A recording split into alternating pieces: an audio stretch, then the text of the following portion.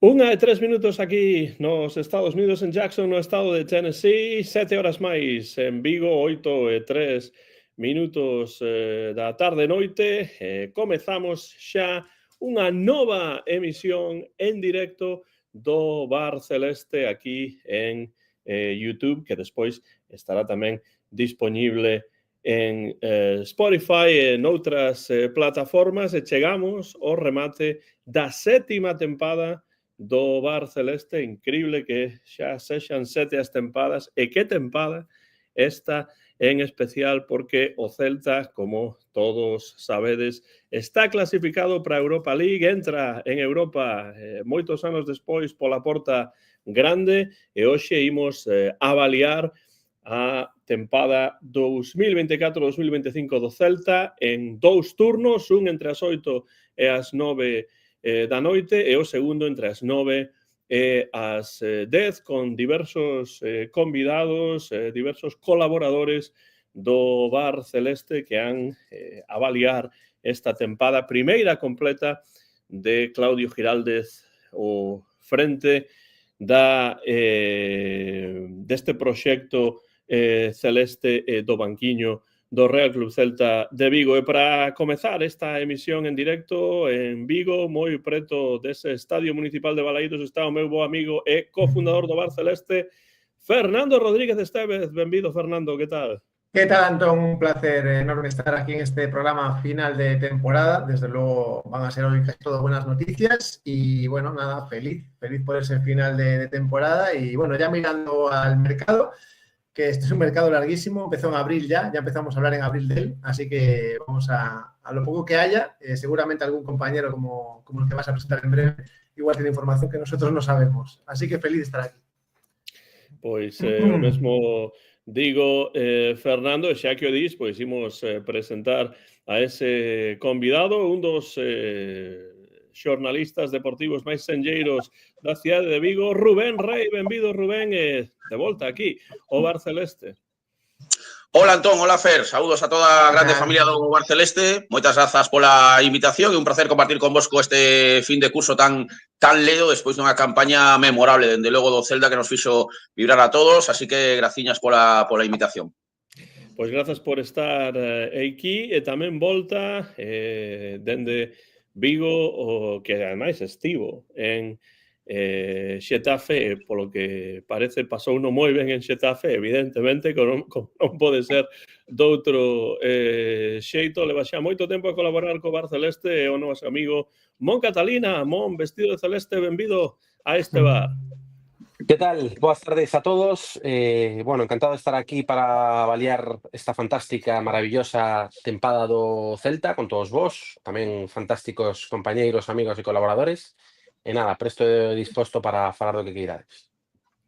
Moi ben, no centro de Vigo, moi preto desa Rúa do Príncipe, está o celtista, celtista por suposto, pero tamén poeta, gañador do Premio Nacional de Literatura Infantil e Juvenil, meu pai, Antonio García Teijeiro. Antonio, benvido a esta avaliación da tempada 7 do Bar Celeste. Hola, que tal? Encantado de estar con xente tan maravillosa como a que está hoxe aquí.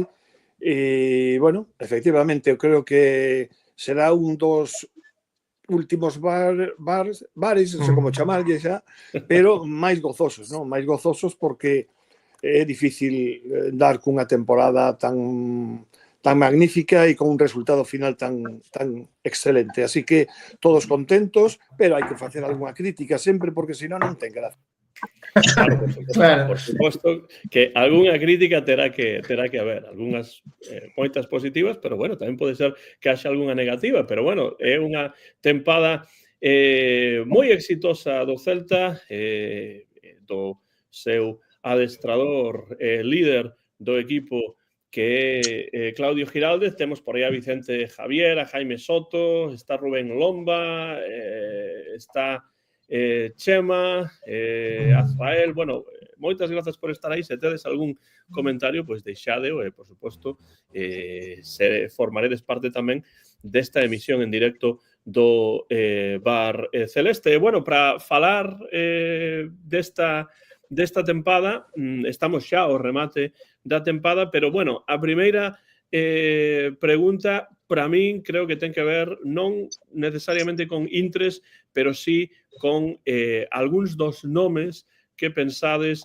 que destacan nesta tempada 2024-25. Teño que dicir que Marta Comesaña, estamos a agardar por ela que probablemente poida entrar dentro duns Intres, pero comezamos con esa pregunta. Se tedes que salientar algún nome ou algúns nomes en particular desta tempada 2024-2025, cales serían eses nomes? Como leva máis tempo sen participar, comenzamos por Rubén Rey e despois os demais. Pois eu penso que o grande líder, o canalizador de todo o que está acontecendo no Celta nos últimos meses en esta temporada, dende logo é evidente sinalar que é Claudio Giraldez. O técnico foi un idilio prácticamente, un flechazo dende o minuto 1 coa afección, co vestiario tamén, con identidade, con a filosofía de clube. Existe certo xa, casi, non vou sentido da palabra, certo mesianismo xa en torno a Claudio Giraldez, que en ano e medio como adestrador do primeiro equipo é un ídolo total. Non vou dicir a altura de Iago Aspas, porque esas son palabras maiores, pero eu penso que moi pretiño e camiño de aproximarse. A partir de aí, nomes propios, eu penso que unha das cualidades, das virtudes do Celta desta temporada é o seu aspecto coral. Non houbo unha superestrela por riba de todas as demais, senón que todos os futbolistas na súa medida aportaron, sumaron, os que xogaban máis, os que xogaban menos, de pronto subía un chico do filial e rendía. Deste xeito, pois, entre todos, lograron este logro. É unha conquista de Europa moi importante en sí mesma, pero tamén polo que significa por como se conqueriu. Non só o que se conqueriu, senón como se conqueriu, porque voltar a Europa é unha liña de chegada, é unha meta, regresar a Europa, pero tamén penso que este equipo, coa conexión, coa atmosfera de Balaídos, coa afección que está, eu como nunca lembro, penso que estamos tamén ante o principio de algo, ante unha liña de saída tamén para un Celta que se sabe dar continuidade na directiva e non estragar o que conseguiu neste ano. Podemos estar no principio de algo aínda un pelín máis grande se cadra, o gallase xa así. Mon, Antonio? Sí, a ver, eu concordo. Lóxicamente, a chegada de Claudio Giraldez foi unha bendición para o Celta. Fixadevos que só hai prácticamente ano e medio da estadía de Benítez en Vigo. E Benítez era ese adestrador que saía con complexos ao campo, cunha dependencia brutal, como non viramos, de Iago Aspas, prácticamente asumindo que tiñamos que ser un equipo que tiña que esperar atrás para intentar sorprender como un equipo realmente pequeno de primeira división, ¿no? Con roldas de prensa unha tras outras, pois, bueno, tratando de convencernos de que ese era o único que podíamos aspirar, ¿no? O gran mérito de Giraldez, independentemente dos resultados deste ano, foi cambiar esa mentalidade. E cambiar esa mentalidade non con fichaxes de renome, que non os houbo no verán, con xente da casa, co fortuna, porque a clasificación do Celta a Europa é a clasificación do fortuna, porque a metade do plantel ou a metade das incorporacións, ou máis da metade das incorporacións foron xogadores do fortuna. Por lo tanto, aí está o éxito, cambiar a mentalidade e facelo coa xente da casa. É un cambio de modelo prácticamente de arriba a baixo, non? Sen complexos, coa búsqueda de fútbol e con xogo de ataque. Entón, eu creo que ese é o nome, non? Claudio Giraldez. Logo, podemos falar de que houve xogadores como Marcos Alonso que deron un salto competitivo enorme e un pozo moi grande ao plantel. Para min sigue sendo fundamental, ainda que xa sei que non abre telediarios nin é portada de periódicos, pero creo que é un xogador fundamental no Celta, que é Fran Beltrán, que alédame moito, ponme moi contento que para Giraldez sexa tamén indiscutible, porque é o xogador deses xogadores de pivote que alternan, é o máis indiscutible que hai, Fran Beltrán. E logo arriba sí que é verdade que, por suposto, Iago Aspas estivo a bo nivel e Borja Iglesias foi un dianteiro que deu moitísimas cousas, pero a irrupción de Alfon foi tremenda, no meu caso, por inesperada, porque recoñezo que, se ben eu seguín moitísimo Fortuna estes últimos anos, Alfon era un xogador importante no Fortuna, eu pensaba que con esa idade xa ia ser complicado que dera un salto de calidade grande e que pudera pudiese aportar tantísimo como aportou un equipo de primeira división, como é o Celta.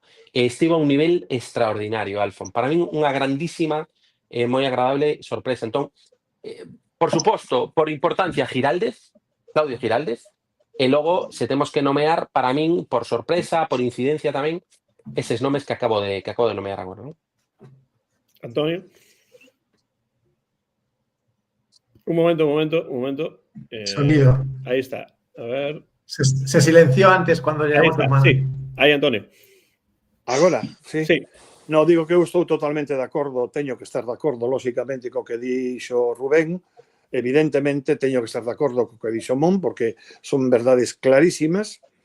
Eu creo que, efectivamente, aunque logo teño esa teijereta que lle dedicarei a en absoluto, o que teño que dicir é que realmente o líder, decir, todos os equipos precisan un líder e normalmente sempre se tira como líder un xogador determinado. En esta ocasión non foi así. O auténtico líder do equipo, para ben ou para mal, neste caso para ben, era o adestrador.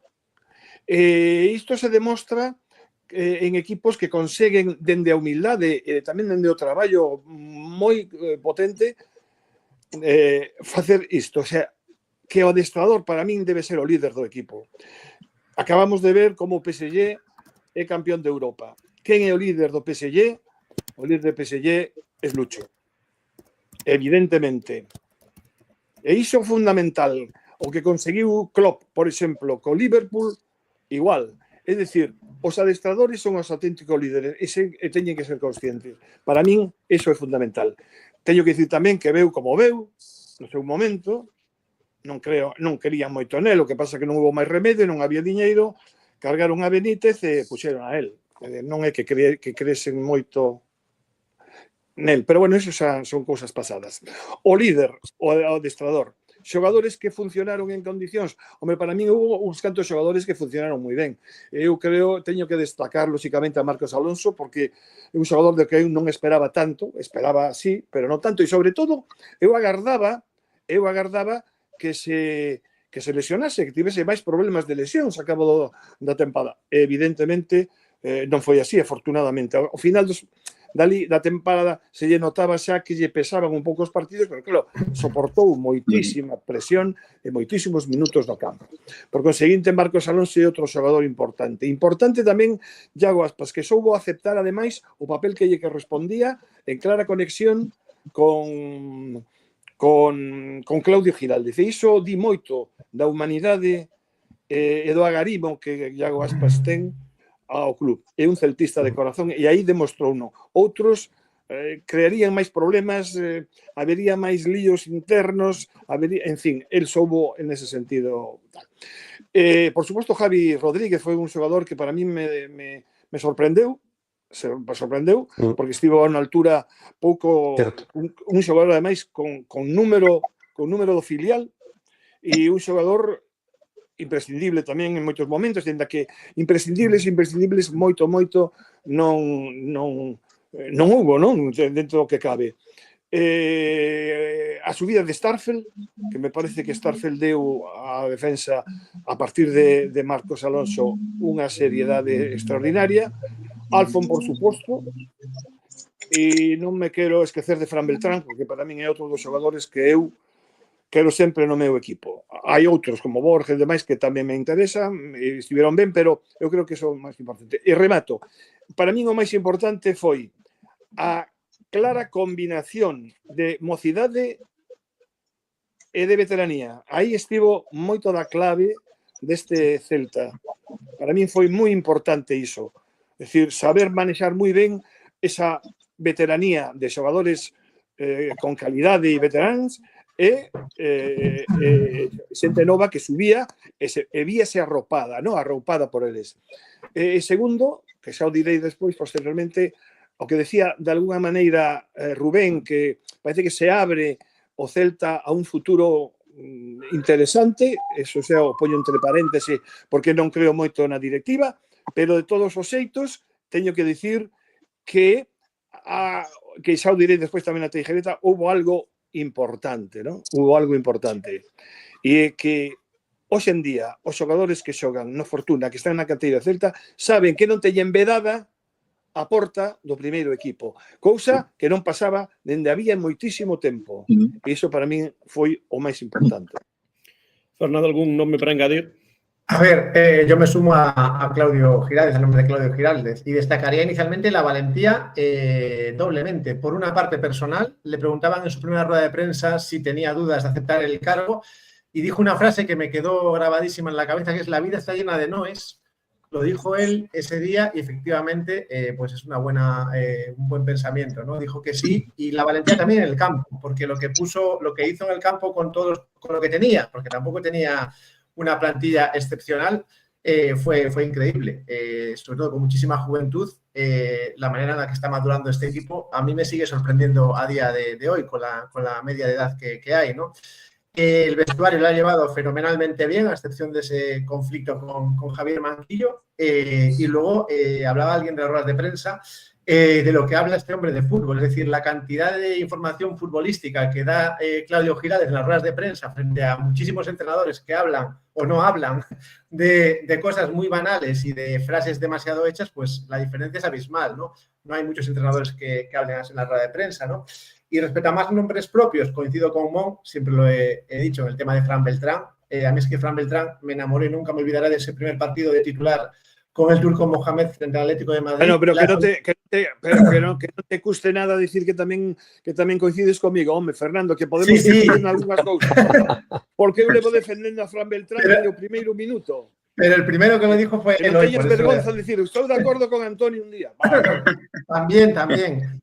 Y no, que iba a decir que ese partido es que me quedó grabado en la mente. Era la primera jornada contra el Atlético de Madrid. Mohamed lo puso de titular. Y la soltura con la que jugó Beltrán este día, que era muy joven, tenía creo que 19 años cuando llegó al Celta, a mí me dejó alucinado. O sea, dije, ¿de dónde sale este chico? Porque parecía que llevaban el Celta toda la vida. Y ese partido para mí me enganchó totalmente a él, y a pesar de sus bajones después que tuvo, yo siempre tengo como referencia esa forma de llegar al Celta, ¿no? Y evidentemente Marcos Alonso, apenas conocía yo a este jugador y la verdad es que me ha dejado pues más que feliz, sobre todo que siga. Es muy buena noticia para lo que decía Antonio ahora, ¿no? Que cuando lleguen pues eso, o jóvenes o gente de fuera, que sea un apoyo también para un mejor vestuario. Sí, eu non vou engadir nada porque penso que prácticamente todo neste sentido está dito, pero estamos a falar agora dun Celta que chega ao remate desta campaña, que está clasificado para a Europa League, 3 competicións o ano vindeiro, e, bueno, pois un verán por diante. Está a falarse de proxecto, que o Celta tenga a oportunidade de facer un proxecto alrededor de Claudio Giraldez. Entón a pregunta é pode saltar quen desexe. Eu creo que Rubén é o que ten que participar máis e vai marchar. Pero sí, pode comezar Rubén.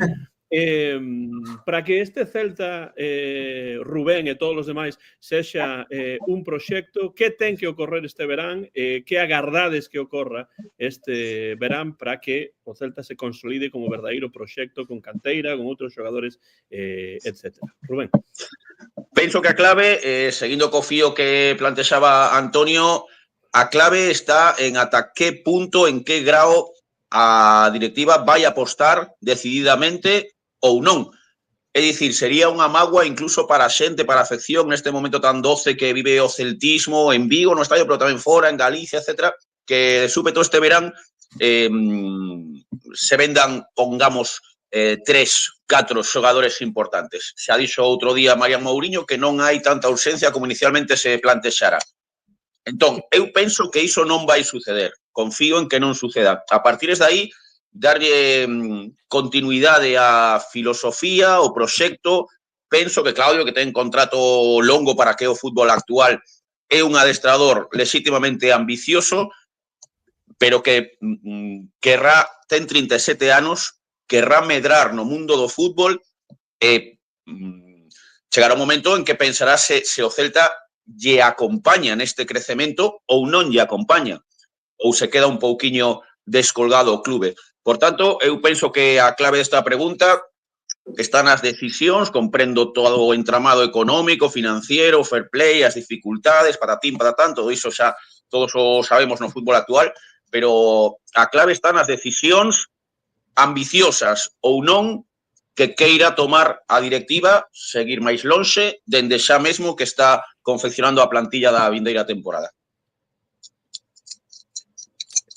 A ver, eu a esperanza que teño é que o éxito do Celta, a diferencia de outras tempadas, é un éxito coral, é un éxito cuxa responsabilidade, falando de campo, exceptuando a Giraldez, está repartida en prácticamente 20-22 xogadores, non? Porque Claudio Giraldez tirou de moitísimos xogadores. Dito isto, claro, isto é unha vantaxe para pensar que non chegaran ofertas moi altas por determinados futbolistas, non? O Celta se valora na xusta medida a cada un dos seus futbolistas. A min custaríame moito traballo pensar que imos mal vender agora a algún dos chamados titulares, non? A saída de Starfelt parece ser que é un dos que está dos favoritos para sair, non sei con que cantidades, pero efectivamente unha saída dese estilo, pois creo que o Celta estarían en posición de poderla cubrir perfectamente, non?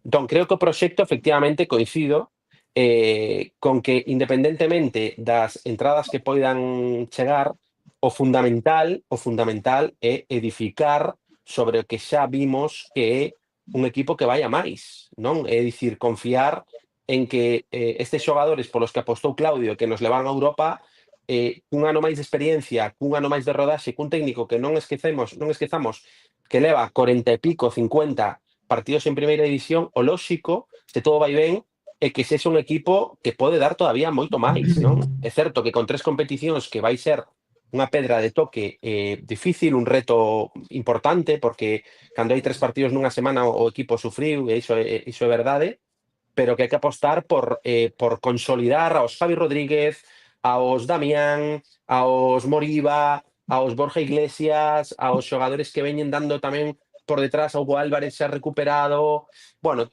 Carlos Domínguez, etcétera, e por suposto tamén intentar reducir un pouquiño máis o número de fichas, tamén polo que dicía antes Antonio, non? Polo feito de que o Celtas siga a ser un equipo con portas abertas de cara ao filial, non? Dar oportunidades a rapaces, un Miguel Román, por exemplo, que entrou en convocatorias pero que aínda non debutou, ou xogadores como Óscar Marcos, como Óscar, efectivamente, Óscar Marcos, como Ángel Arcos, que poden debutar o próximo ano, non? É dicir, confiar nas bases que sentou xa Claudio Giraldez, a bella conta de que sí que é verdade que sería bo pois un retoque por liña con xogadores experimentados, como ben dicía antes Antonio, para seguir ese modelo, non? Un xogador que che poida dar algo máis se va Starfelt, un xogador mellor en medio campo ou en 3 cuartos que poida tamén dar algo de calidade, e o mellor un 9, non? Pero xa está.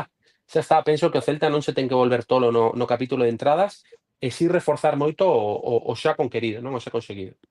Eu estou de acordo co que di Mon, absolutamente, pero tamén estou moi de acordo no planteamento de Rubén, porque ás veces, mira, é que é todo tan opaco, tan pouco transparente, que eu xa non sei o que é verdade nin o que é mentira. Cos números, cos fair plays, con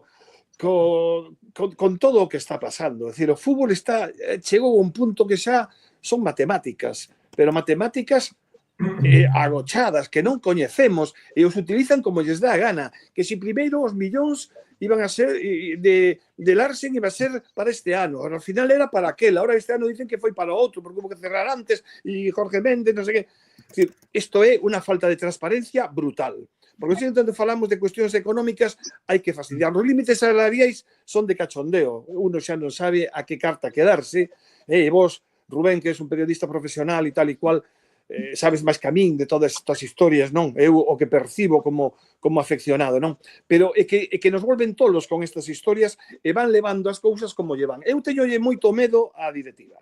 Sinceramente, teñolle moito medo á directiva. Porque creo, como Rubén, que tiñan que ser un pouco ambiciosos. Teñen que saber, e ambicioso non significa tirar a casa pola ventá. Ambicioso será saber buscar aqueles xogadores que no verde poidan funcionar ben, ainda que se poidan confundir e tal e cual, pero pensando un pouco no fortalecemento do club. E a min iso, de verdade, que me dá moito medo. E o que dicía, por suposto non, hai que manter esa efervescencia da canteira, que é fenomenal, pero sempre combinándoa con xogadores veteranos. Eu sigo dicindo que poidan achegar cousas. Evidentemente, como ten que ser. Borja Iglesias achega cousas. Por suposto, Marcos Alonso achega cousas. Iago achega cousas. É dicir, hai que saber, dende logo, en todos os aspectos, combinar ambas cousas. Para min esa é a clave. Que creo dixestes vos, cada un dende o punto de vista do verde, como do campo, como dixo o Mon, e outro, como dixo Rubén, dende o punto de vista directivo. Eu móvome neses parámetros. Creo que aí está a clave. Pero que non nos veñan con milongas, porque eu xa estou farto de escutar milongas. Por suposto, un porteiro. Iso que non o dixen, bueno, claro, pero non falamos de decidimos todos, non? Non, eso é claro. Hay un asunto que chama bastante atención e que é difícil de entender, dende logo, porque xa che deixo, Fer, disculpa, nos últimos anos o Celta vendeu así de memoria, igual me deixo incluso seguro algún. Brais Méndez, Gabri Veiga e Strand Larsen son vendas que as tres xuntas vanse por riba dos 80 millóns de euros. Ademais, o clube leva unha década vendendo que é exemplo de equilibrio financiero, que ten un poder económico, superávit, agas nas súas últimas temporadas e tal.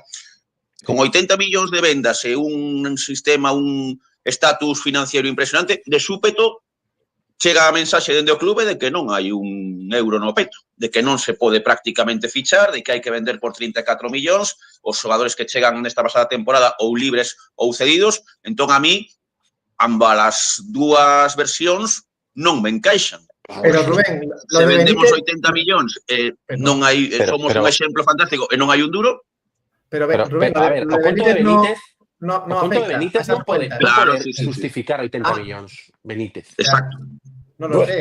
Benítez está soltando. O tema de Benítez serve para todo. No, hombre, pero Rubén... Ibamba, Benítez y Ibamba. Claro, Rubén hace bien en poner eso sobre la mesa, que no le cuadre, digo yo, pero Benítez no... ¿Cuánto afecta el tema de Benítez a estas cuentas? No sé, claro. Pero que como non hai transparencia, non sabemos nada. O que sí, a mí, por exemplo, gustaríame que alguén me explicase eso dos préstamos ao grupo GES, por exemplo, do Celta, de 4 millóns e 3 millóns cento e pico. E non sei o que é, realmente a xente o tapa, e se sabe, pero non se sabe, se di, pero non se... É que hai tantísimas cousas que eu xa non creo en todo, no fútbol moderno non creo, en esta directiva tampouco creo moito, sinceramente, nese punto de vista. Noutros, posiblemente, nese punto de vista, non. Para seguir o fútbol moderno, o fútbol actual, hai que ser doutor honoris causa en económicas. Económicas, claro. Sí. O ao menos que semelle que o es, porque, claro, aí tamén hai persoas que falan e non sempre saben exactamente do que falan. Antes de que Fernando participe coa súa opinión sobre isto, e antes de dar unha derradeira palabra a Rubén, que sei que ten que marchar dentro duns minutos, pois recibimos a Marta Comesaña, que está en Madrid, e que, bueno, por cuestións familiares ten que atender a cuestións familiares e quería ao menos pasar por aquí e saudar e facer algún comentario sobre o que agarda sobre o Celta a vindeira tempada. Benvida, Marta. Bueno, a pregunta, como ves, do que estamos falando ten que ver co que agardas para que o Celta sexa un proxecto que é preciso a tempada vindeira 2025-26, que é moi ilusionante porque o Celta volta a Europa. Pois nada, hola a todos, disculpade que me despistei da hora porque Lucas está enfermo, está con moita febre. Que se mellore desa doenza. Entón me despistei aquí. Grazas por estar aquí. Moito follón. E logo tamén quería falar con Antonio e dicirlle que me encantou o artigo sobre Borja Iglesias, suscribo todo o que dixeches, Antonio, sobre Borja. Moitas gracias, Marta. Foi escrito con moitísimo agarimo e, sobre todo, para que sirva de exemplo e para que a xente saiba que os futbolistas non teñen nunca nada que decir e cando hai algún que paga a pena hai que salientalo. que eu mandei a Borja por Instagram, o que pasa que imagino que recibirá miles de mensaxes e non vería o meu. Así eu mandei yo. A min gustaríame que lle chegase, pero intentei entrar na web do Celta, non, por aí non me parece que non vai poder ser. Non sei, igual Rubén sabe, pero bueno. No, é que o problema é que por Instagram el te ten que permitir mandarlle mensaxes. Entón, Toni, claro, pásamo a min, por favor. Pásamo a min que podo chegar eu. Pásamo a min por WhatsApp. Sí, vale, perfecto, Sí. paso 8. Por WhatsApp, casi é mellor. Tes maneira? Por WhatsApp. Bueno, eu teño por WhatsApp, podo pasar o yo temos a nunha Manchester foto State. no WhatsApp, Sí, non? nunha Eso sí foto. que a temos, sí. Sí, no, eu tamén teño unha que fai Susi todos os días. Desde Vale, logo, pois o nome nada, de Borja gracias é un Marta, dos nomes pero desta creo que temporada. Borja merece ser recoñecido por iso, aparte que a mí me encanta como xogador, pero aí non falei de fútbol prácticamente, e iso me interesa. Cando hai un xogador que paga a pena como referente que son, a min gusta. No, claro, que ao final o fútbol é secundario, non? Sí. O importante é a vida. O sea, Efectivamente, gracias Marta. Nada. Bueno, estaba escoitándoos un pouco, bueno, só os últimos 10 minutos ou así, porque antes non me conectei. E bueno, que espero eu? Espero que todo o mundo que fagan as cousas ben. Se as van a facer ou non o sei. A rolda de prensa do outro día de Marian pareceume así bastante ambiciosa e tal. O problema vai ser se o que ela dixo se vai cumplir ou non. Para iso, imagino que hai que dar un marxe de tempo e a ver que pasa. A principios de agosto supoño que xa poderemos empezar a criticar e tal. O problema que ten, o que digo sempre, tamén dicimos todo, o problema que ten unha plantilla moi grande para dar saída a varios xogadores que parece que quere dar saída, como é Unai, como é Carles Pérez, como é Manu Sánchez. Aínda que hoxe Lin, que parece que o Alavés ten interés en quedar con el, non sei se o caso de Unai é o mesmo co Athletic, que agora que vai entrar en Champions e vai interesar ter outro central ou non. E logo parece que o máis complicado é o tema de Carles Pérez pola ficha tan alta que ten, non? Que cobra moitos cartos. Entón, non sei, o primeiro que ten que facer é, claro, soltar lastre. Aí parece que van ter problemas para soltar lastre. Se consiguen soltar lastre, poderán, entendo, fichar mellor e non a última hora, que supoño que Claudio, unhas cosas que yo diría na reunión que tivo na semana pasada con Marco Garcés, por favor, que non me chegue a xente o día 10 de agosto, a ser posible. Pero bueno, non sei, vamos darlle un marxe, polo menos un mes e pico, e a ver que pasa, se hai que empezar a criticar ou non. Respecto ao tema das contas e todo iso, estou de acordo, é todo moi opaco, pero en todos os equipos, non estou dicindo que iso xustifiquen, nem moito menos, pero que ao final todas estas historias do fair play, del un por un, tal, eu non entendo nada. Non sei por que un equipo pode fichar e outro non, por que depende de se un cobra, non sei, non entendo nada. Sobre todo falando de equipos como Real Madrid ou Barcelona que cobran millóns por ir a Champions e por as televisións e todo, e aínda así non teñen diñeiro, porque agora o Real Madrid sucede un pouco o mesmo, que parece que antes era todo un despiporre que gastaban diñeiro ás puertas e agora parece que non ten diñeiro para nada tampouco. Bueno, pues sempre está Almeida aí para solventarles o problema. Bueno, iso seguro. Pero bueno, entón sí, é moi complicado entender estas cousas, todos os entresijos que o tema do diñeiro, e logo está o tema de Benítez, que se lle tiveron que pagar 20 millóns de finiquito, e non sei que, 20 millóns, es que me parece unha cousa absurda. Entón, canto cobraba? Se hai que pagar 20 millóns de finiquito, que non entendo. Bueno, pero todo o mundo se lava as mans, non pasou nada, é unha aposta. No. Bueno, hai que pensar un pouco cales son tamén as prioridades, non? Porque aí Manuela González di moi ben, gastan 4,5 millóns en Jones e racanean 7 por un porterazo como a Leo Román. Alguén entende algo? Entón, hai que pensar cales son as prioridades. Entón, esa vai ser a miña derradeira pregunta para Rubén, pero non quero que pase Fernando sen dale a Rubén, que tiene máis prisa. Dale paso a él. Rubén, se ti estiveses encargado das fichaxes, que cousas son absolutamente necesarias para este Celta 2025-26? É dicir, cales son para ti as prioridades, que xogadores deben ficar no equipo e cales son as necesidades prioritarias? Pois ficar no equipo dos que estase a comentar que poden sair e tal, sería unha mágoa que saíse, por exemplo, Billiot, a min un xogador que penso que aínda ten moito marxe de crecemento, sería unha mágoa saída de Mingueza, non sei, Starfelt, en fin, penso que o Celta non vai botar moito de menos a Alfon, creo que Alfon vai botar máis de menos o Celta que o Celta a Alfon, a partir de aí, estou convencido de que o ano que ven hai xogadores no filial como Hugo Burcio, como Arcos, etcétera, que van dar o salto en algún intre, o Miguel Román, aínda que xa máis maior. En canto a fichaxes, a portería, a min paréceme clave, fundamental. Ás veces os clubs son reacios a gastar cartos no porteiro. Sí que o faría. Un titular e un suplente. Oye, eu cambiaría os dous porteros. Bueno, un xa é obvio. Totalmente de acordo contigo. Sí, eu tamén. Sí. No, nada, perdón. A partir de aí, penso que un dianteiro centro é clave, a aportación de Borja, sobre todo no treito final. O final remata con 11 goles, porque se lle...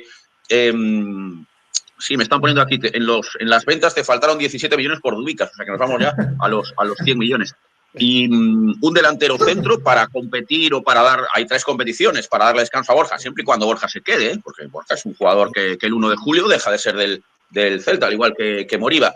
Y ya si queremos ya hacerlo redondo, es posible que algo de banda izquierda, veremos qué pasa también con Carreira. Bueno, no sé, yo creo que tiene deberes, tiene trabajo la dirección deportiva y ojalá acierte. Pero por sintetizar mucho la respuesta, yo creo que hay que gastarse la pasta en un portero y en un delantero. Y a partir de ahí, intentar vender lo menos posible, lo menos que puedas. Rubén, ese é un bo comentario para que os demais poidan pois facer o seu comentario a un tempo. Unha derradeira pregunta rápida para ti, simplemente. Sí. Como ves o cambio na directiva dende o punto de vista do xornalismo? Un cambio bastante significativo, como tamén no apartado social, non hai máis que ver como está Balaídos, todo que se organiza de xeito paralelo. Unha aposta, outro día falaba con estudiantes de música tradicional do Conservatorio Superior de Música de Vigo e me dicían como é posible que nas noites impresionantes de Castrelos, que están xenial, fantásticas do verán, non haxa unha noite nosa, unha noite... Dicía eu, pois seguro que funcionaba. E respostabanme, pois non hai máis que ver Balaídos, que estiveron fillas de Casandra, que estivo Cupeiro, que estiveron el outro día as Cantareiras, e a xente tolea. Nese sentido, penso que o está a facer ben. Os clubes de fútbol hoxe, para os xornalistas para a prensa, son super herméticos, moi complicado, nada que ver co que había cando eu principiaba, pero algo mellorou nos últimos anos. Eu penso que está a facer unha boa labora Marián Mouriño e a súa equipa, pero a proba de fogo se cadra vai ser este verán na confección da plantilla. Pois esta é a oportunidade que hai que aproveitar. Rubén Rey, tal cual. Seguideo na radio, sempre é un placer poder ter a Rubén Rey no programa e grazas, Rubén, por sacar un pouco de tempo para estar nesta avaliación da 7ª tempada xa do Bar Celeste. Agardámoste a vindeira tempada europea. Sinto moito ter que deixarvos antes de tempo, pero son obrigas, así que moitas grazas pola convite, bueno, que ben será un placer. Así que Antón, Fernando, Marta, Antonio e Mon, que teñades bo bar ata a vindeira temporada, rematamos, como veis que estades moitos de Celeste, vou facer a miña pequena aportación. Saúdos a todos. Un saludo, Rubén. Gracias. Chao. Bueno, pois falaba Rubén das súas necesidades, cousas que teñen que ocorrer, xogadores que teñen que ficar, e bueno, que pensades vos? Comezando con Fernando, porque levo un tempo sen falar. A ver, hablabas antes de las previsiones en verano, o sea, lo ideal sería, y lo dije ya varias veces, que se reforzase esta plantilla en condiciones. Vamos a afrontar 3 competiciones, como digo, la plantilla del año pasado estaba pensada para una competición y pico, a lo mejor 1 y pico, pero en ningún caso para 2, y se notó cuando el Celta avanzó en la Copa del Rey. Entonces, lo ideal es eso. Evidentemente, con la fuerza que está teniendo ahora mismo la cantera, pues evidentemente hay que compaginar esa subida de más jugadores con fichajes contrastados, que si tienen que ser más de 3, que el año pasado fueron 3, se acertó con los 3, yo creo.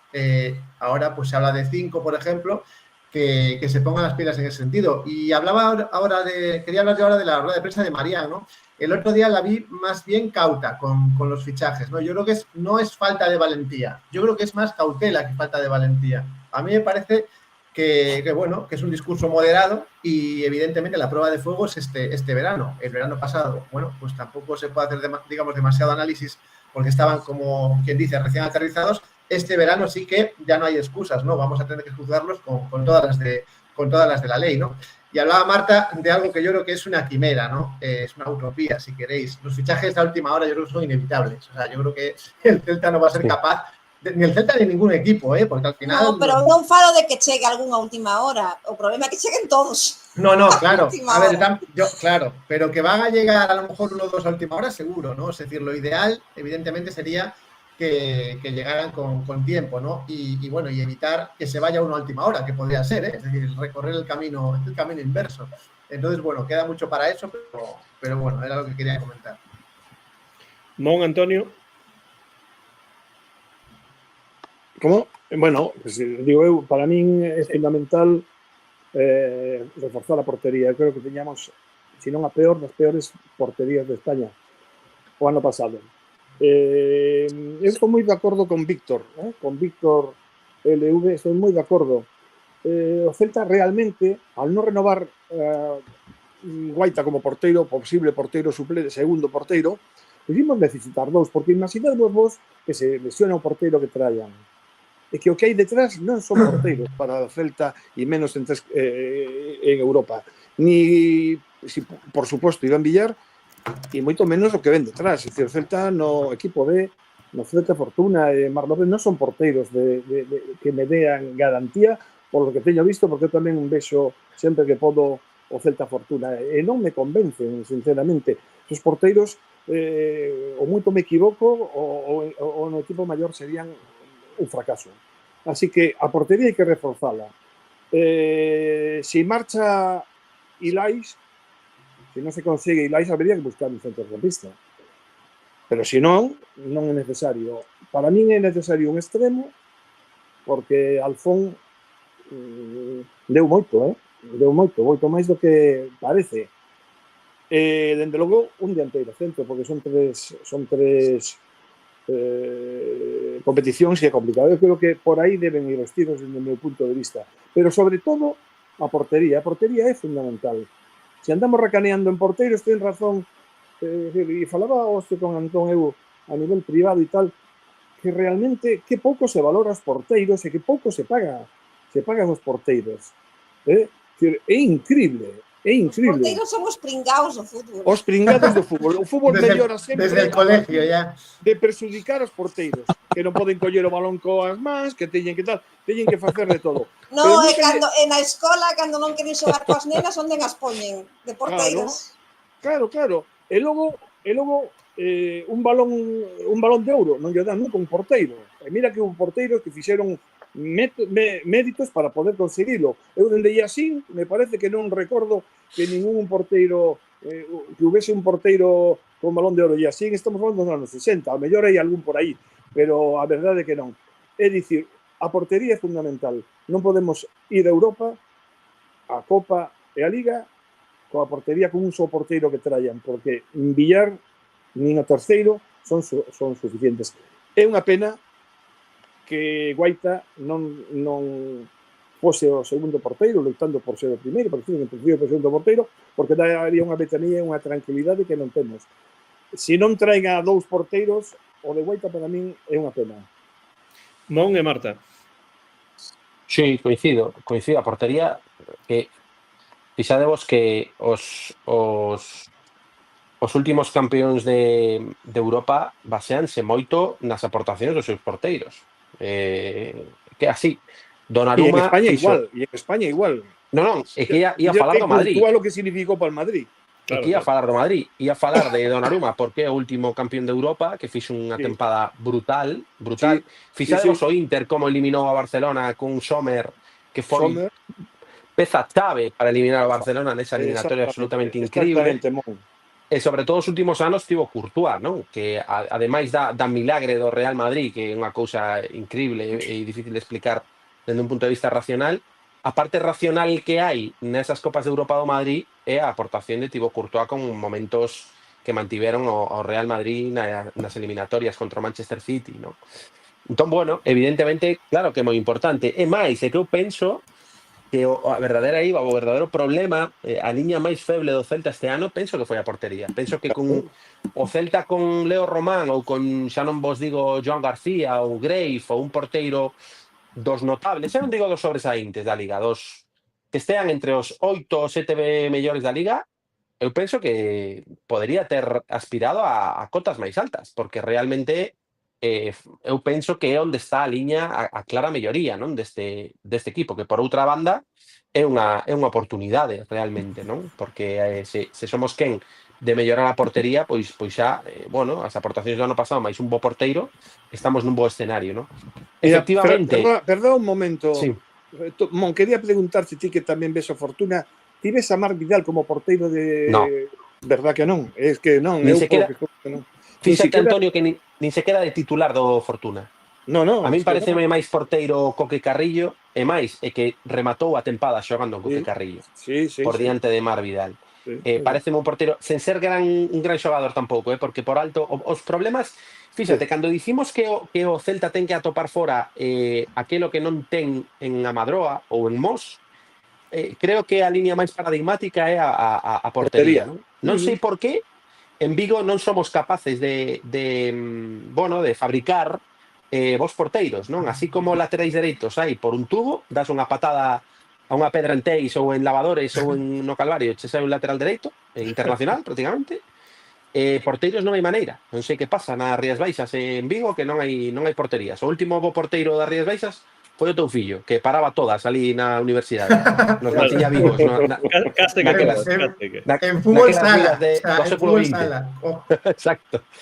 Pero realmente, a ver, a mellora está aí, non? É dicir, temos que... creo que, escoitando a Marían outro día, a verdade é que niso sí que quedei, se é verdade, non? Se realmente o di por verdadeiro convencemento, realmente creo que a Dirección Deportiva do Celta está convencida diso, non? É dicir, buscar fora o que aquí creemos que non podemos mellorar, non? E a portería, evidentemente, é unha liña que hai que mellorar, non?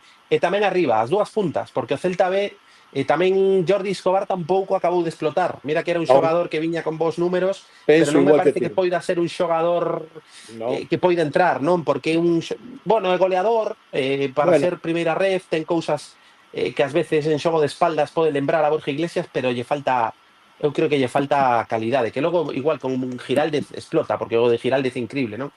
Pero non me parece que sexa un xogador dos pois como pode ser Hugo Burcio, non? Que parece que vai ser un xogador que poida tirar a porta abaixo, ou Ángel Arcos incluso, ou Óscar Marcos, non? Eses xogadores sí que parece que cun pouco de rodaxe poden chegar ao primeiro equipo, non? Entón, porteiro, dianteiro, lembremos que Iago Aspas o ano que ven con 3 competicións en riba de 38 anos é un ano maior, é un xogador cuxas aportacións este ano foron decisivas en determinados momentos. Moi importantes.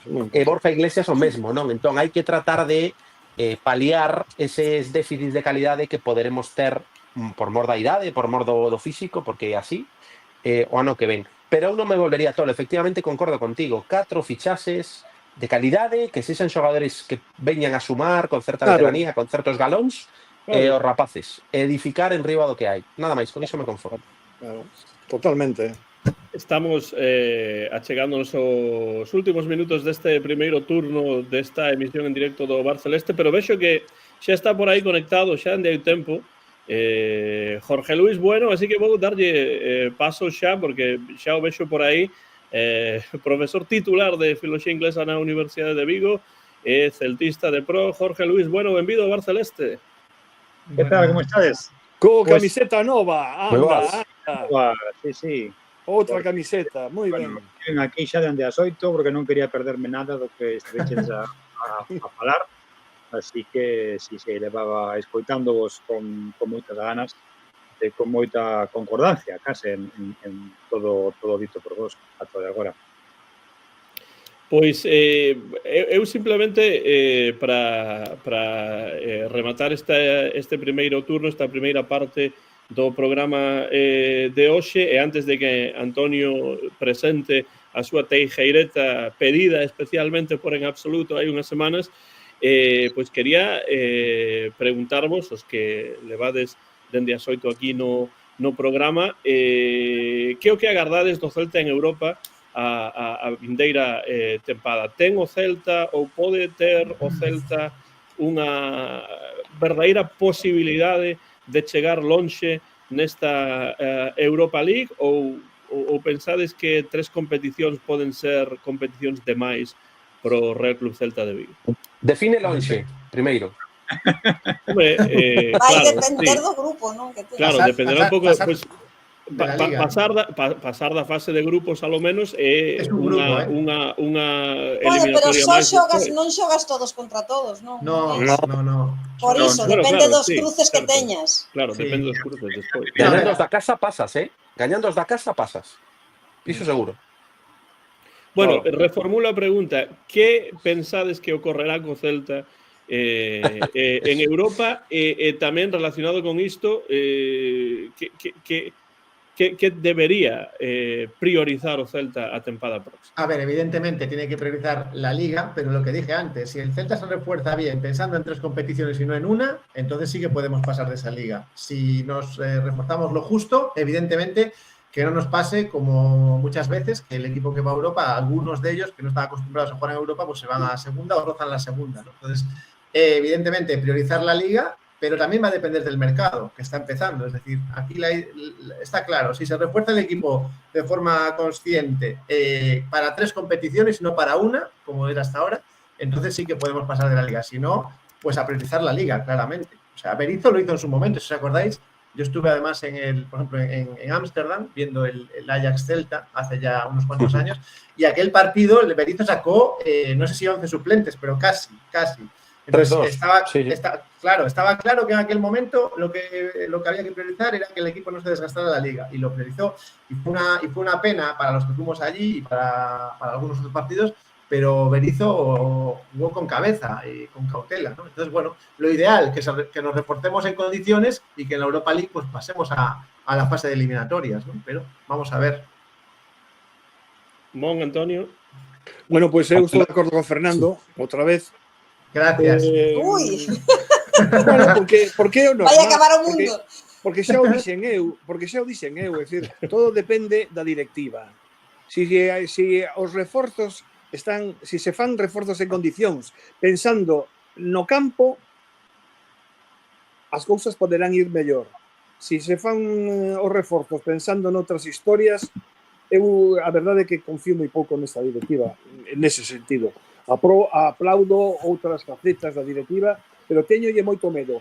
Que eu cambie de opinión vai ser que este verán me dean unha sorpresa de que se tomen en serio todo isto, porque a verdade é que moita responsabilidade non se pode ir por Europa en planchaíñas, hai que facer as cousas como se teñen que facer, hai que fichar o que se ten que fichar. Non, repito, e volvo a decir, non hai que tirar a casa por la ventá, hai que fichar con cabeza e con convencemento de que ese xogador non vai cubrir un posto sen máis, sino que vai ser importante ou polo menos vai a chegar cousas ao equipo. Non se pode fichar por fichar, nin tampouco vender por vender. E o que di María Mourinho un día dixo unha cousa e outro día di outra. Antes había que vender antes do 15 de xuño, agora parece que non hai tanta presa. Bueno, en fin, como sempre estamos moi ben informados. Dito isto, simplemente digo o que dixo Fernando, non vou repetir a cuestión, unha planificación en condicións, pouco máis, que non é pouco, porque levamos tantos anos, Fer, intentando ver as planificacións con unha certa tranquilidade. Desde 1923. Lo que sí discrepo contigo, Antonio, es en una cosa. Yo en lo de Guaita no lo veo un error, su salida, siempre y cuando se fichen 2 porteros, cosa que dudo mucho a estas alturas de la película, que se fichen 2 porteros. Guaita para mí no es, como para mí no es segundo... No, para mí si se va y fichan 2 porteros no es un error la salida de Guaita. Yo lo vengo diciendo desde hace tiempo. O sea, Guaita creo que este año estuvo bien, pero no veo un Guaita en condiciones el año que viene, no lo veo. O sea, da señales de que no va a estar en condiciones. Non, pero o tema que creo que xa é un tema o de Guaita de que probablemente él non quere ser suplente. Ya, él esa es otra. Estará esa pensando, claro. teño 37 anos ou 38, me queda igual un ano ou 2 como moito, pois quero xogalos, non? Eu por aí o entendo. E parece que se estaba falando incluso de voltar ao Valencia, se fose o caso, pois entendo que por aí que interesaría porque el é dali, non? Pero claro que xa é un porteiro con moita experiencia, e por que se foi de Inglaterra? Porque non xogaba, non se voltou por aquí. Entón non vai querer ser suplente, iso seguro. Ademais, eu non sei o Valencia ese cambio de largar a Mamardasvili. Sí, claro. Non, parece ser... Están falando que o queren ceder, non? Que se Jan García ficha polo Barcelona, queren ceder o Valencia. O Levante, ao parecer, Pero Corberán non está moito polo labor, ao parecer. Sí, parece ser que o quere o Levante, as últimas informacións, non sei, haberá que esperar. Haberá que esperar. En calquera caso, que eu... querería, a verdade. Eu o Guaita actual non o vexo mellor que Iván Villar. Ningún dos dous, para min, é porteiro de primeira división. Pero creo que esta demonización de Iván Villar en determinados foros que escoito, creo que tampouco é de todo xusto. Creo que Iván Villar é mellor porteiro do que a xente está a dicir, non? Non sei se como porteiro para poder pelexar un posto de titular en primeira, eu creo que non. Pero tampouco creo que sexa tan mal porteiro como para que nos dé arrepíos quedarnos con él, non? Quero dicir que se Guaita é un porteiro regular, Iván Villar é un porteiro regular tamén. Non é moito peor, na miña opinión, sobre todo baseándome en determinados partidos nos que Iván Villar mantivo o Celta en momentos moi difíciles, el partido contra o Español e algún outro con paradas no límite, certo é que con as carencias que falamos antes das saídas por alto, nas que parece que temos unha maldición dende prácticamente Cañizares, non? No, e que se le ve moi nervioso, a él véselle moi nervioso na portería, dá unha inseguridade enorme á defensa, a mí personalmente non me gusta nada. Sí, cos pés, sí, bueno, pode ser, tamén Baixo Paos creo que é mellor, pero bueno. Pero tiene mucho valor lo que dices tú, Mo. Es decir, Iván Villar cuando no jugaba nada salió en momentos puntuales, hablo de hace ya unos cuantos años, salió en momentos puntuales y salvó al Celta. O sea, viniendo de no jugar, o sea, a mí por eso hay que ser un poco justos, que lo decías tú, ¿no? Y un poco valorar esas opiniones, ¿no? Porque en su momento, cuando no había nada, salió Iván Villar y salvó los muebles, y lo hizo más de una vez, cuando venía de una temporada casi sin jugar. Entonces, eso compensa un poco, pues ahora las críticas que pueda llevar, o sea, que hay que poner un poco en la balanza. Eu creo que non tanto, non creo que eu lembro un partido chave, absolutamente chave, contra o Girona en Balaídos, que a postre foi chave, e salvou o partido, cunha parada espectacular, un remate de Stuani no minuto 90. Quero dicir que hai que poñer todo na balanza. Efectivamente, eu non vos quito razón, eu non estou dicindo aquí que Iván Villar sexa un porteiro para pelexar un posto a un equipo que vai xogar a Europa League, non? Evidentemente. Pero creo que esta demonización, non falo de aquí, pero en determinados foros que lees que Iván Villar parece que o vas poñer na portería e vas perder o partido inevitablemente, creo que é un pouco injusto. É injusto dende un punto de vista racional, dende un punto de vista do que vimos cando Villar xogou. Que sen ser un porteiro, efectivamente, que dera seguridade, que non deu seguridade, estou de acordo, non deu seguridade cos pés, non deu seguridade nas xogadas por alto, pero sí que é certo que en determinados partidos fixo actuaciones moi salientables. E iso tamén hai que dicilo, hai que dicir as dúas cousas, creo eu. Sí, está claro. En relación ao que di Fer da temporada de Berizzo, aquela temporada 17 de Berizzo, chegamos semifinales de Europa League, semifinales de Copa do Rei, creo que 12º na Liga, que, claro, habería que recuperar a hemeroteca e ver como Carlos Mourinho e Antonio Chávez votaron en cara a Berizzo abandonarnos na Liga quedando 12º, que aquilo foi miserable, absolutamente miserable, non? Pero bueno, eso é outra historia. Eu confío moito na xestión de Claudio, confío moitísimo na xestión de Claudio. Entón, por qué? Porque o ano pasado non esquezamos que esta tempada estivemos ata os cuartos de final da Copa do Rei, e nos cuartos de final da Copa do Rei nos votaron como nos votaron da Copa do Rei. A punta de pistola nos votaron da Copa do Rei. Quero dicir que con este equipo, con este plantel cheo de xogadores noveles, de rapaces, debutantes, prácticamente todos en primeira, se foi quen de facer unha xestión tan brillante, porque foi unha xestión brillante do primeiro equipo, eu confío moitísimo en que a pouco que sexan capaces de darlle 3 retoques, 3 cousiñas, e sobre todo, insisto, que se edifique en riba dos xogadores importantes do Celta, que non deixemos sair a xogadores importantes. Eu realmente estou esperanzado en que, gracias á xestión do adestrador, poidamos facer cousas moi esperanzadoras o ano que ven. Pero non esquezamos... Sí, dale. Digo que non esquezamos que va a ser moi difícil que equipos como a Real Sociedade, Valencia, Sevilla e tal fagan unha temporada tan mala como fixeron este ano. Ya.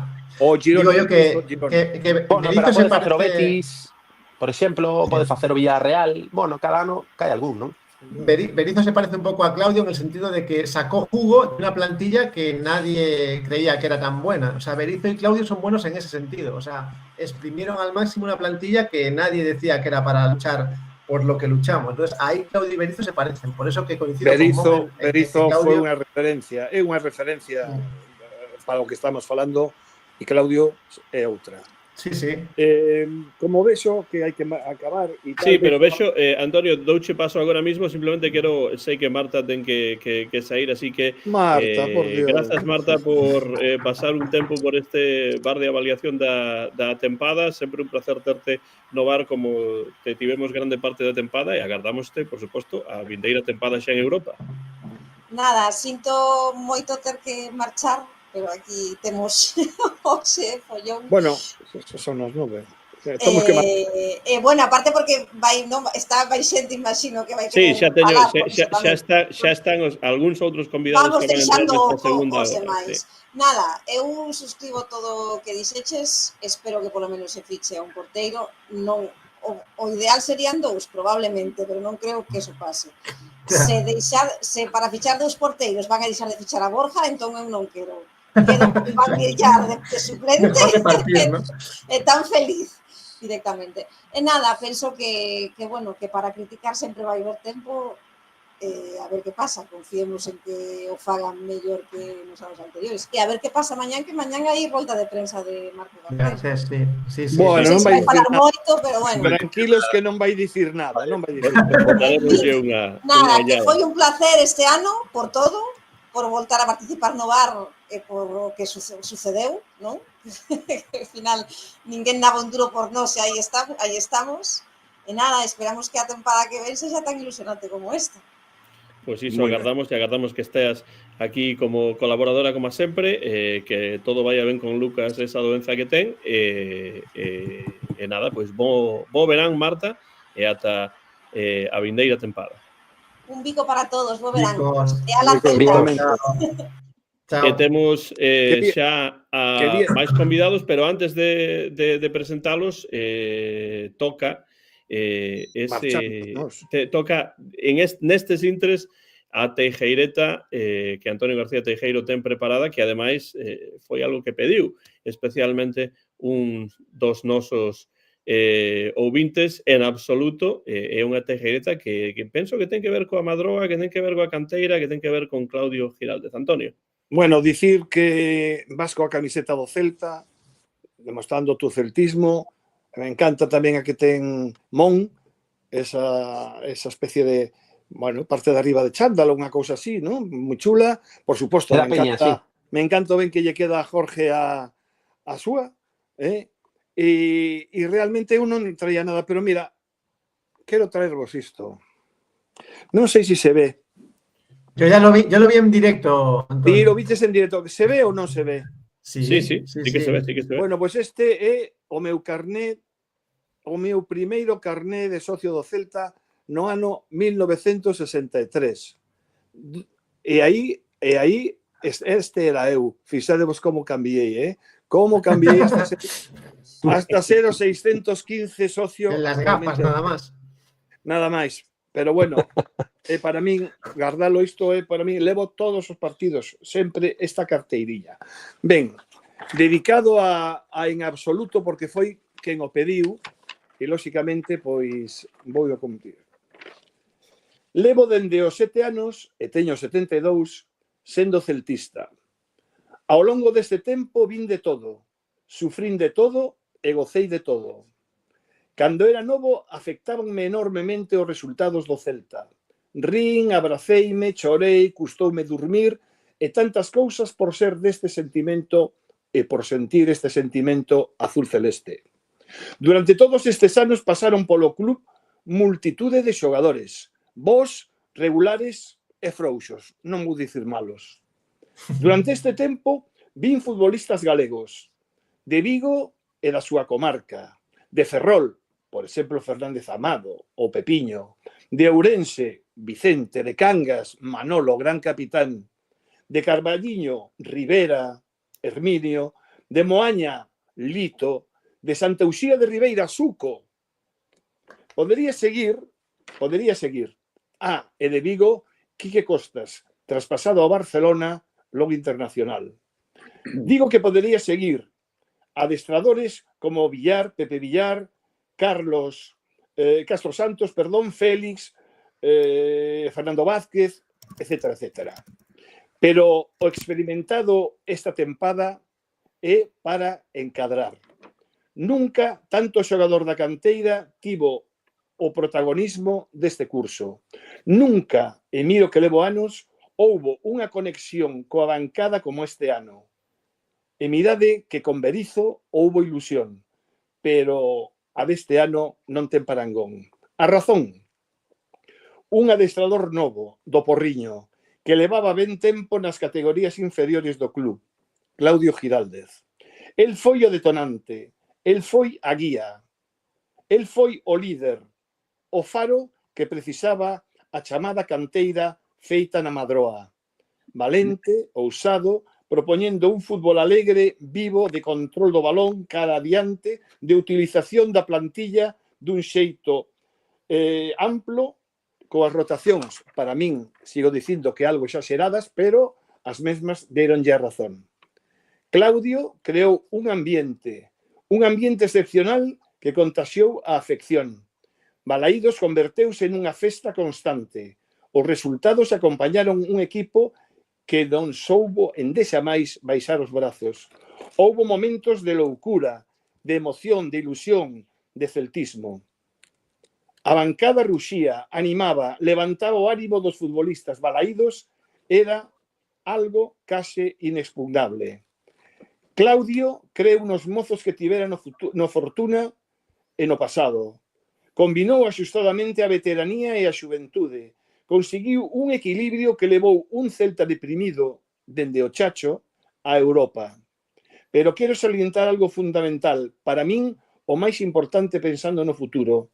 Hoxe, os canteiráns saben que se progresan, poden acceder ao equipo.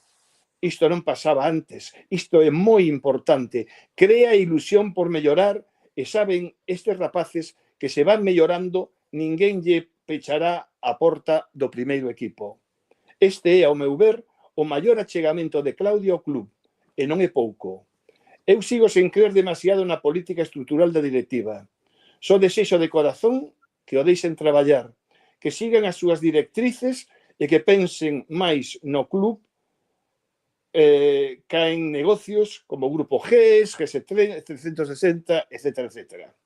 Gracias, Claudio, por devolver a ilusión a este bello celtista que sofre e ilusionase coa trayectoria do club.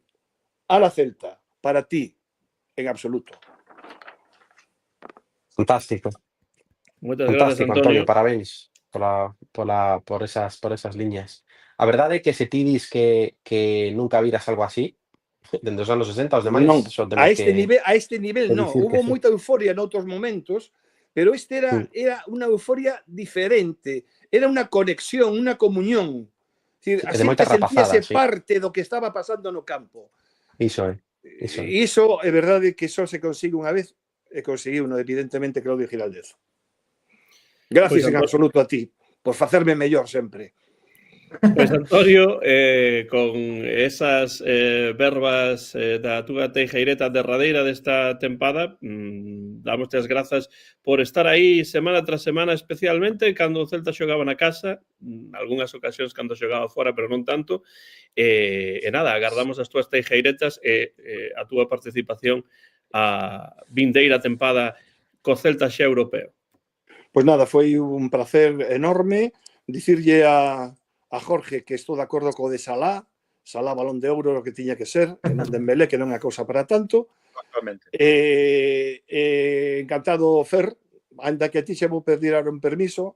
Unha aperta moi forte, encantado sempre de estar contigo. Mándoche eso por WhatsApp para ver se podes facer algo. Vale. E Fernando, vas permitirme dicir que, a pesar de que estamos falando de fútbol e estamos falando de cousas que estamos falando, teño que dicir que desde aquí, e sempre o digo cando vou públicamente, e isto non vai ser outra cousa, pois teño que volver a criticar o xenocidio que está pasando en Gaza por parte do exército israelí. Sinto moitísimo ter que dicirlo nun programa deportivo, pero sinceramente, sempre estou dicindo conferencia, presentación, o que faga. E isto, pois tamén é para mí moi querido. Entón, non é mezclar política con deporte, é falar de humanidade, de xente que está morrendo por culpa duns xenocidas. Así que sempre con Palestina. Juan Antonio, Perdón, Fernando. Pero ¿por qué? Si yo estoy de acuerdo con eso. Porque, no, si sé que estás de acuerdo, pero como dices, no se puede mezclar política. Por eso, no se trata política, se trata humanidade. Sí, sí. Pois, Antonio, moitas gracias e a la Celta. A la Celta. E tamén, por suposto, antes de entrar na segunda parte do programa, xa están os convidados por aí preparados para entrar en directo. Mon, sempre un placer terte tanto. A mí tamén me gusta eso que levas posto hoxe. Ten un estilo especial. Agardo, Mon, que teñas un bo verán. Estaremos en contacto permanentemente durante este tempo. E nada, agardámoste tamén no Bar Celeste tempada número 8 para nós nesa tempada tan especial do Celta en Europa. Moi ben, pois nada, un placer. A verdade é que facendo vista atrás esta tempada foi inesquecible. Bueno, polo que xa dixo Antonio, para o que xa falamos toda esta tempada aquí no Bar Celeste. E por fin un Bar Celeste dende canto había, que non remataba tan ben, non? O Bar Celeste remataba ben, pero sempre por abaixo recén saídos do cardiólogo, non? Entón, bueno, este ano a verdade é que foi unha maravilla, un ano inesquecible. E o Gallá teña continuidade, hai que ser positivos e optimistas, porque a verdade é que o panorama que ven por diante, fíxate tamén, cando estea construída a grada de gol, bueno, penso que o futuro é moi esperanzador a todos os niveis, a nivel deportivo, a nivel institucional, a nivel social, a nivel de aficionados. E, bueno, polo menos esa ilusión que temos agora por un futuro mellor, logo sairá o que saia, pero xa é unha maravilla vivilo, non? Vivilo e estar comentando con todos vos. Nada, un placer, un abrazo a todos e a la Celta, como sempre. Unha verdadeira honra, bo verán e ata a vindeira tempada, Mon. Ata logo, igualmente. Chao, chao. Reemplazando os convidados que estiveron nesta primeira hora xa un pouco longa, pois temos, penso que en Madrid, a Martín González. Martín, benvido a este correcto. de final da tempada 7. Encantado de estar con vosco, sí, esta vez en Madrid, un pouco impredecible isto dos tempos, pero, bueno, entrando con ganas a este último programa, imagino, da tempada. Non sei que dicir despois desas verbas de Antonio, a verdade é que todo quedaríase moi curto, pero nada, que moi de acordo con el, dá gusto como se están facendo as cousas agora mesmo, sobre todo por ese pilar fundamental que é Claudio. Saía a cifra outro día, creo, había uns 55 xogadores, creo, digo de cabeza, que estaban xogando esta tempada por unha categoría ou máis da que lles corresponde. Por exemplo, de un cadete que está xogando San Juvenil, etcétera, etcétera. bueno, iso quere dicir que está funcionando un pouco este cambio de mentalidade, non? Así que sigan, porque a verdade é que o lavado de imaxe... Alguén dicía polo chat, el Celta volve al mapa, e que tal cual, parece que xa volvemos a ser un pouco relevante no panorama nacional da Liga, que é o de menos ao final, pero sí que se nota no ambiente, un aire distinto. Pois sí, estou de acordo. Di aquí Chema que tiña que entrar cada tertuliano coa súa propia canción, pois aquí entra agora dende Vigo Susi Bugallo. Susi, que canción sería a que poñeríamos no teu caso? Pois creo que a que ven máis o caso é esa Oliveira dos 100 anos que bueno, que está máis de moda que nunca, como o Celta. Pois sí, realmente. Hase cantar e hase bailar este verán porque ben o merece o Celta. Temos a Susi e en Suecia, supoño que no seu caso, pois a canción non sei cal sería, pero sería a lo menos unha cumbia porque é o noso amigo el cumbias, Joaquín Avellán. Que tal, Joaquín, como vai? Non sei se se escoita, a ver se se escoita ou non. Parece que quedou aí. Quedou congelado. Quedou conxelado, a ver se agora vai. Escóitaseme? Sí, agora sí. Vale. Aí está Joaquín. Entón, ponme Voodoo Child de Jimi Hendrix. Voodoo Child de Jimi Hendrix non pode ser un exemplo mellor. Eu poñeríao, pero probablemente co copyright caería a emisión e non é cuestión. Pero bueno, calquera tema de Jimi Hendrix sempre é un bo tema para comezar.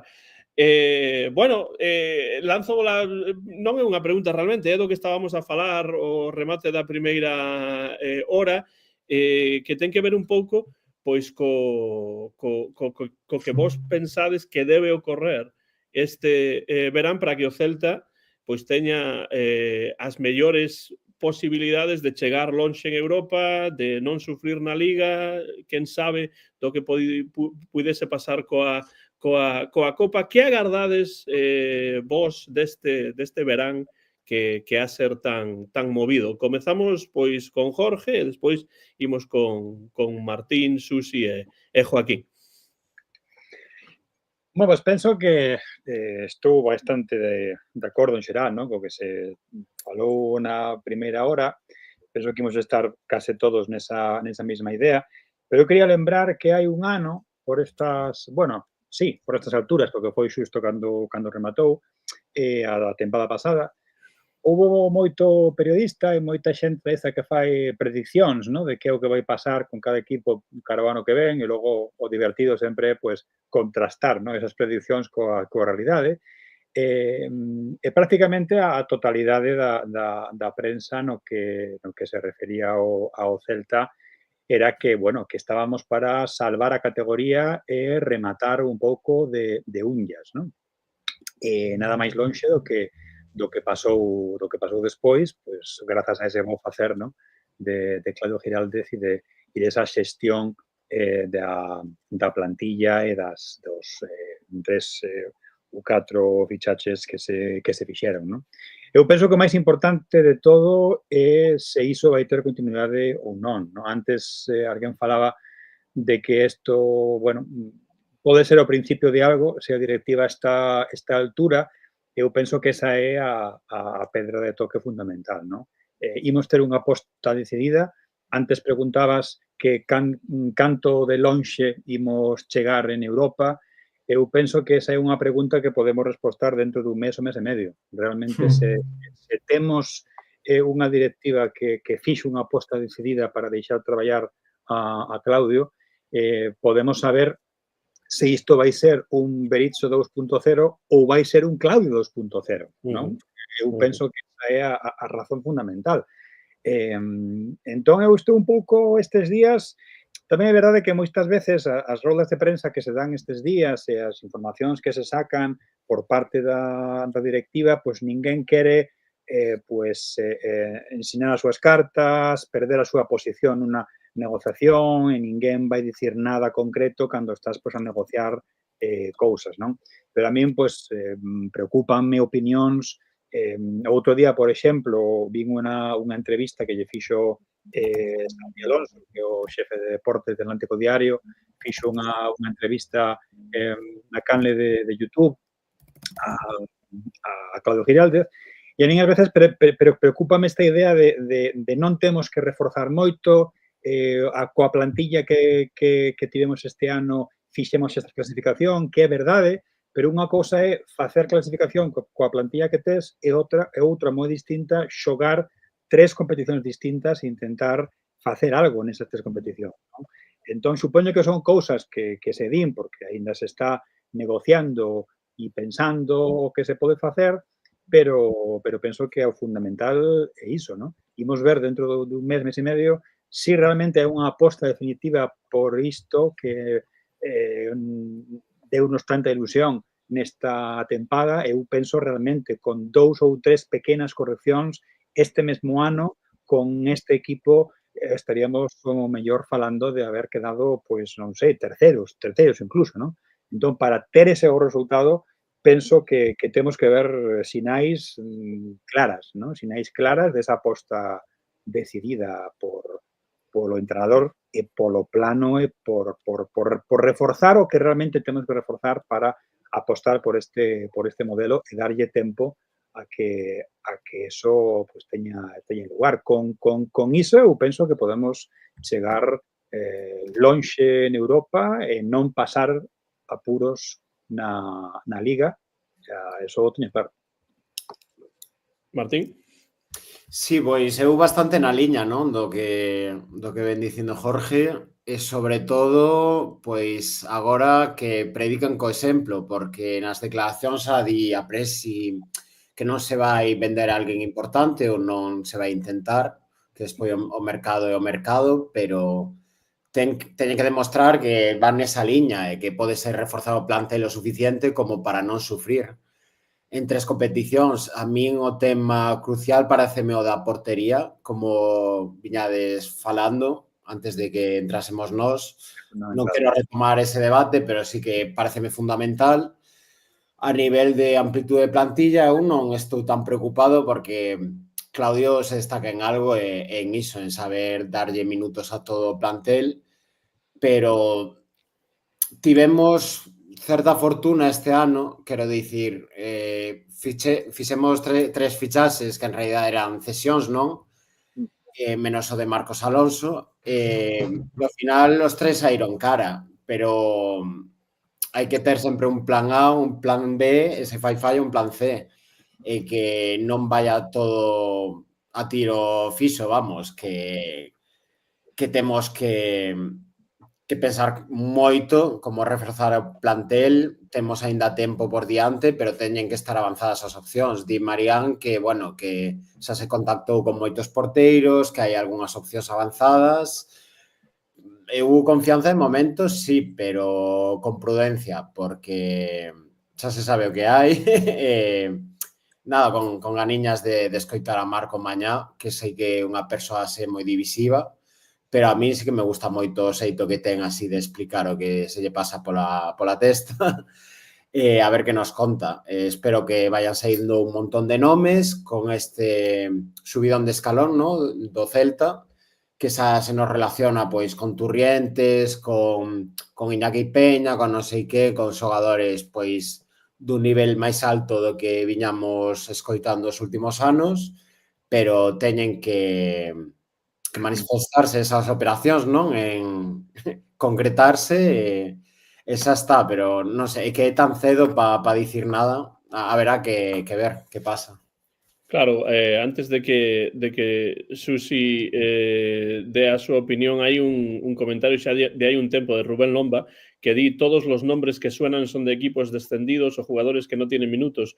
Nos usan porque estamos en Europa para presionar a los equipos a los que quieren ir esos jugadores. Todo humo. Claro, quizá ese un pouco cedo para falar exactamente con total seguridade de fichaxes, pero claro, é un tema que é ineludible cando, bueno, a tempada comeza en agosto, estamos en xuño, hai tempo, pero claro, hai que ir falando xa de fichaxes. Susi, para centrar un pouco este tema, cales pensas ti ou cales pensades vos que son os obstáculos máis grandes os que se enfronta esta directiva do Real Club Celta este verán para confeccionar un plantel que sexa solvente para 3 competicións? Bueno, supoño que unha delas é o diñeiro e o límite salarial, que sempre é algo que traenos de cabeza. Sí, que non sabemos exactamente o que é, non? Eu tampouco non o que teño está moi aí, claro, non? nunca Pero o tive moi claro, pero bueno, eu tamén estou moi na liña do que estaban a comentar Martín e Jorge, e falando un pouco desa rumoroloxía sobre posibles fichaxes de moitos equipos descendidos. Creo que hai un caso deste centrocampista de Las Palmas, de Moleiro, que tamén eu a verdade é que esta parte da postempada é a parte que menos disfruto. A min este eso de rumoroloxía no que non sabes se te están a vender humo, se o que se di é certo. Eu quero ver feitos. Eu o que teño ganas é de saber o que é o proxecto, que é o que quere facer este pode ser a tempada da consagración da directiva, de que este proxecto tan ilusionante que nos ten a todos cos ollos abertos esperando a ver que pasa de cara a esta tempada en Europa. Bueno, se fan as cousas un pouquiño ben en a liña, prometendo, cumprindo o que se viña prometendo, podemos augurar grandes cousas. Son 3 competicións a próxima tempada e ao final pois non vai valer solamente tirar da canteira, aínda que a canteira foi o que nos trouxo ata aquí, pero vai haber que tratar de solucionar eses temas que temos, eses flecos no caso de Borja, se conseguimos que quede, arranxar algo co Betis. Parece que polo que lín, parece que a cousa pinta ben, pero bueno, caso Mingueza parece que pinta ben tamén, pero bueno, tema portería, con 3 competicións, ademais, xa a tempada pasada dicíamos que, bueno, que gracias Vicente Guaita por todo o que nos deches, pero precisamos ter ese posto mellor cuberto. Eu, sobre todo, teño moitas ganas de que pasen un par de meses e saber o que se vai a facer, que empece a pretempada e falar un poquinho sobre feitos, porque sí que ao final son todo rumores ou en todo promesas que non se sabe se van caer en saco furado ou non. Así que bueno, haberá que esperar. Joaquín? Cantos cartos temos? Non lo sabe ni María. Claro, esta é unha pregunta demasiado directa como para responder. Mira, vamos, por fichar, vamos, eu ficho a Lamine Yamal, a Vitiña, vamos, eu ficho a todos. Pero, claro, o tema é que non sei. Eu podo decir agora, dos que están soando de forma seria. Jorge, que camiseta máis bonita tes, por certo. Cierto, verdad? Home, dos que están soando, a min o que máis me gusta, bueno, crear polémica, a mí gusta máis Brian Zaragoza que Moleiro. Pero, bueno, A min tamén. non sei. Pero, bueno, que os que están soando? Azpilicueta, bueno, con Marcos Alonso saiu ben.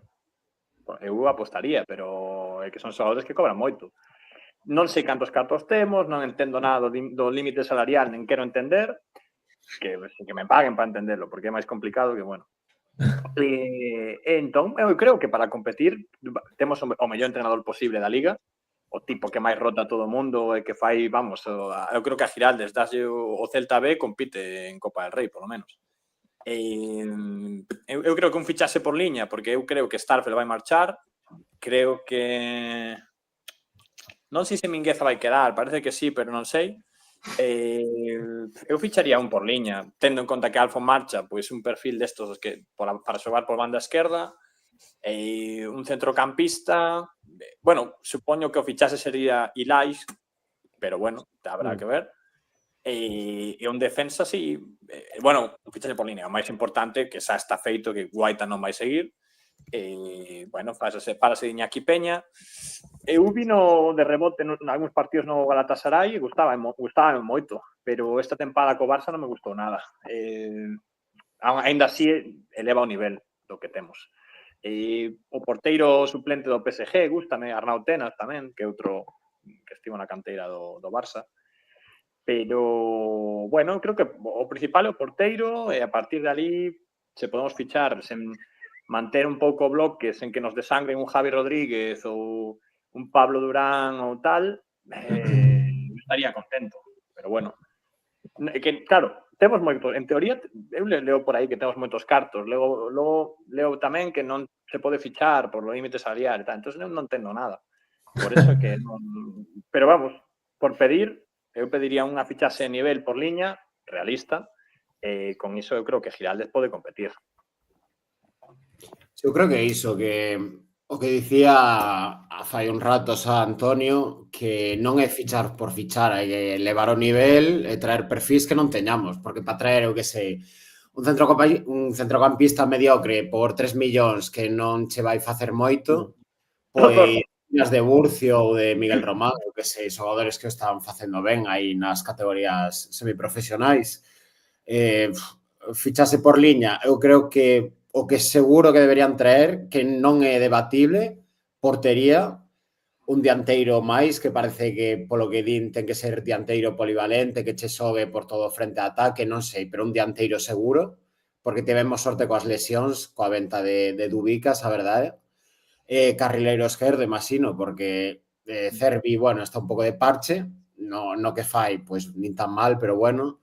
E de Ristich, es que non te podes fiar. A min dame moita pena por él, porque se lle nota a Claudio gustalle moito Ristich. Sí, a mí tamén, pero é que o tema é que físicamente parece que... Non respetan as lesións. Claro. Sí. Cada novo hai un montón de lesións seguidas e, claro, realmente non xugou nunca ao 100%, non? Pero cando sai, realmente, fixo partidos que non estiveron mal. Bueno, volta Manu Sánchez, non? Sí, que parece que están contentos aí en Euskadi con él. Ao final, non sei se tentaron unha venta, que se esta venta antes do 1 de xullo para cuadrar as contas e tal. Porque ten é que ven pa aquí, tira pa lá, de novo, igual que Unai, ten toda a pinta, que fadaremos a do ping-pong. É que falades das lesións, é que claro, pensando en xogar 3 competicións o ano que ven, se nos respetan as lesións, creo que imos ben, pero o problema é que no momento en que empecen a caer uns cuantos, estamos un poquinho apurados, entón sí que aí é preciso reforzar, tanto sexa co filial e con algunhas fichaxes, un media punta, alguén que cree xogo no centro do campo, xa levamos anos pedindo... Moito tempo a falar diso, sí. Sí, porque, bueno, temos este perfil likes que box to box, non? Pero tampouco ten tanto gol, nin se achega tanto como un Gabri Veiga, digamos, non? Exacto. Ese último pase... A verdade é que sí. Boto de menos un pouco a Brais tamén, que non xogaba exactamente aí, pero era moi de Brais, a verdade. Parece que vai tirar pa Premier, non? Pero bueno. Vai comezar o Ruse. Eu o que decías ti, Susi, o sea, a mí normalmente encántame a tempada de mercado, pero que estou con unha tranquilidade e unha parsimonia encima con Claudio, que en plan, é que dame igual o que traian, que sei que vai facer que funcione. Entón non estou tan mirando rumores. Pero xa cando comezan a chegarse, non? Xa che entra un pouco de canguelo no corpo, diría eu. Bueno, xa nos relacionan cun tipo de fichaxes que, coidado, se cristaliza un par de opcións das que son, ni tan mal o que dicíades, Azpilicueta, Moleiro, todo isto son palabras maiores, nin tan mal. Espero que co beneplácito de Claudio, que é o mínimo que lle pido a directiva, que non lle metan aí fichaxes por... Escoiten. Claro, que non. Ao final, eso nunca funciona. Cando o adestrador non quere o que lle traen, mala sinal. Moi mala sinal. Claro, efectivamente. Pero de todos os xeitos, tendo en conta que a canteira pois tivo tanta importancia nesta tempada, algúns dos xogadores estiveron entre os mellores xogadores. Por certo, que xa que digo isto, vou revelar o resultado dos MVPs, segundo os ouvintes do Barceleste esta tempada.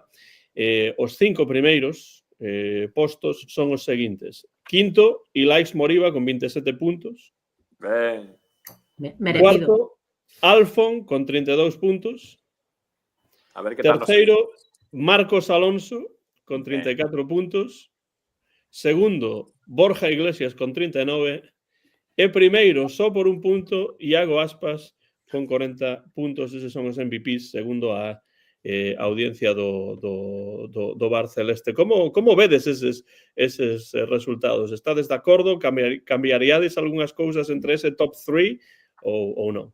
Bastante lógico, ¿no? Es la clasificación, vamos, yo creo. Sí, sí, yo vexo lógico. De feito, eu tiña aquí 4 ou 5 notas sobre ese particular, e vamos, non clavei, pero casi, porque eu falaba de Marcos Alonso, Borja, Aspas, tamén mencionar Javi Rodríguez, Beltrán, por aí, pero realmente penso que sí, que son resultados vendo o global da tempada e os resultados, ¿no? o determinantes que foron eses 3 nombres en momentos concretos de diferentes partidos ao longo da tempada ten moita lógica, non?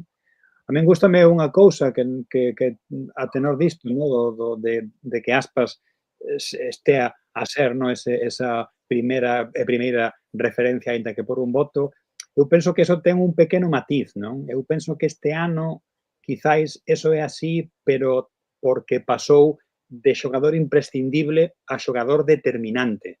O sea, non foi tan importante que estivera sempre, pero cando estaba, marcaba diferenzas. Eu penso que ese cambio modificou un pouco todo o debuxo e fixo que esa iagodependencia que tivemos durante un montón de tempo non fora tal e si pasara a ser algo determinante. Penso que ese encaixe, lograr que Aspas fose determinante e non imprescindible, tamén foi un éxito do adestrador, ¿no? Sí, yo creo que esta temporada es la primera en la que empezamos sin la dependencia de Iago. Es la primera temporada sin Iago dependencia. Eso es importantísimo. Recuerdo el partido contra la Real Sociedad, por ejemplo, que se ganó cómodamente, muy bien jugado, sin Iago en ningún momento del partido, por ejemplo. Y hubo otros momentos también en los que el equipo se olvidó de Iago y la afición también. O sea que yo creo que hoy, esta temporada, en ese sentido, también fue un paso adelante importante. Porque yo creo que Iago va a jugar una temporada y no más. Ese es un pronóstico. Yo creo que no va a ampliar más el contrato, pero bueno, vamos a ver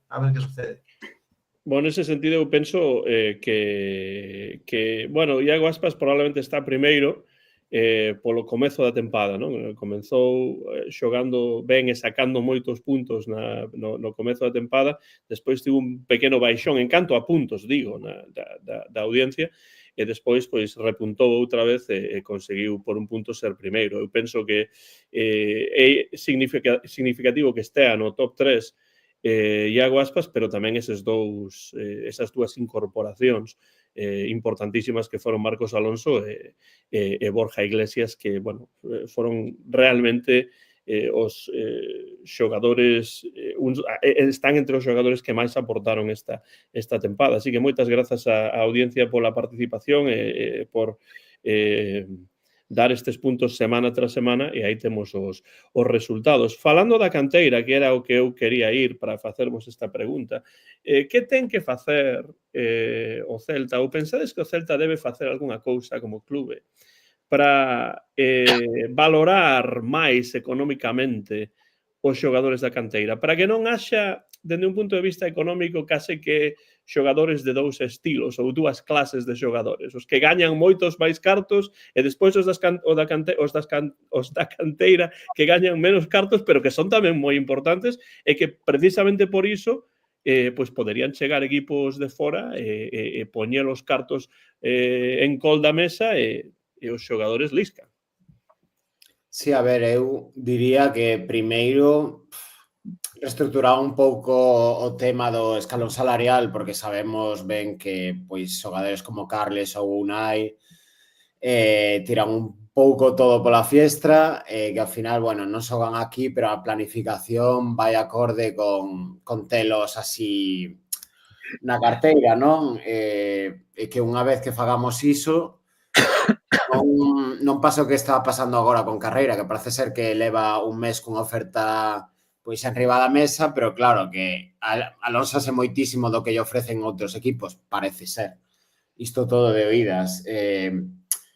Eu creo que xa se comeza a valorar máis, tanto na afición como na propia directiva, o papel da canteira, pero iso debe ser reflectir sempre en que non sexan os menos pagados sempre, porque, como di Antón, sempre houbo, pois, os que cobran moi ben e os que cobran case o mínimo de primeira división, que son os da canteira. Pois crearon unha especie de escalafón intermedio en base a metas, a todas estos indicadores polos que che poden subir o soldo, terán que sentarse a falar pois ao final de cada tempada, porque, por exemplo, con xogadores como Gabri foi difícil, creo que se lle renovou o contrato 2 veces na mesma tempada, porque unha eclosión tan rápida e tan, non sei se inesperada, pero que che trastoca os plans. Pois, por exemplo, no caso de Carreira, creo que xa sabíamos o que podía dar, incluso antes desta tempada.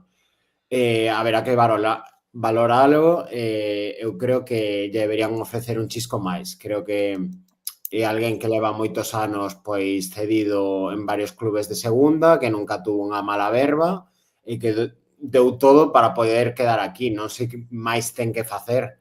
Creo que a oferta debería ser un pouco superior, porque se outros equipos de primeira lle ofrecen moitísimo máis e son clubes estilo Osasuna que están no noso escalafón, digamos, económicamente, podemos facer un chisco máis, creo eu. Non sei como o mirades, pero... Non, eu moi de acordo, porque ao final se exiximos profesionalidade a rapaces que suben ao primeiro equipo, a profesionalidade hai que pagala, hai que equiparar un poquinho os salarios dos xogadores, se non coidas o que tes na casa, mal vamos.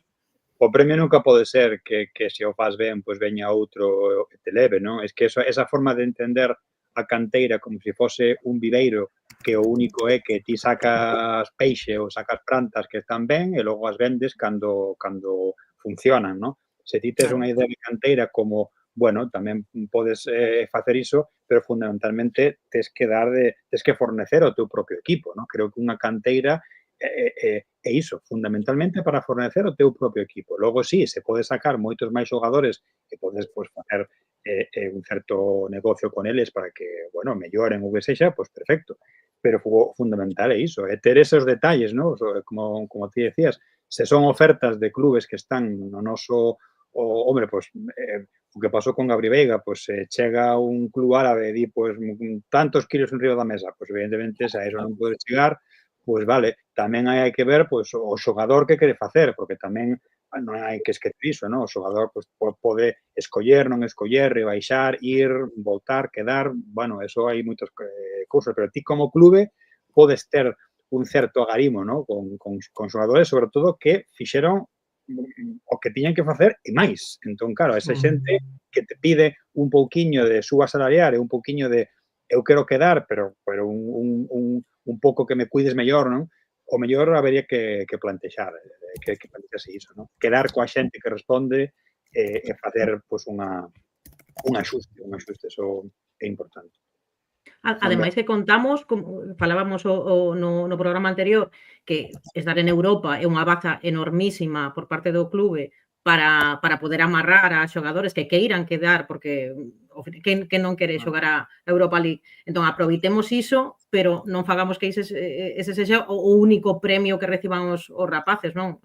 Xogar, o esforzo e a profesionalidade hai que pagala. Sí, é que respecto ao que dicía Jorge, é que o xogador, sí, é verdade que ten a súa opinión e as súas prioridades, obviamente.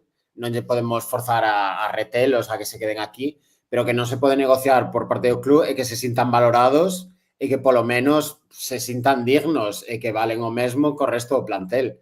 Porque de parte de Giraldez, obviamente, sí que se sinten moi a gusto, pero iso tamén ten que vir no escalafón salarial, porque eu que sei, se son Carreira, utilizo de novo o exemplo, ou Carlos Domínguez, e me ofrecen o mínimo do mínimo cando xa levo varios anos no fútbol profesional dando un bo rendemento, que o que veñen facendo, e que teñen que ser moi bons celtistas para querer quedar aquí, vamos, por enriba de todo.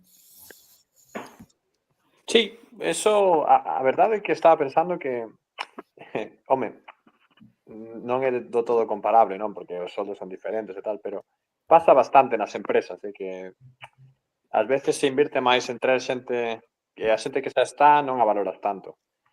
Pero bueno, eu creo que sí, que a xente como Carreira, sobre todo despois das sesións e todo iso, bueno, tampouco sabemos nada, non? Non sabemos canto está pedindo, porque tampouco pode ser que de repente, pois, queras como non sei, non vou falar de nada, pero sí, tenía que existir unha estructura salarial que, bueno, que se eres un fixo no Celta, como foi Hugo Mallo no seu tempo, pois como era Hugo Mallo, un dos mellores pagados da plantilla, con merecemento.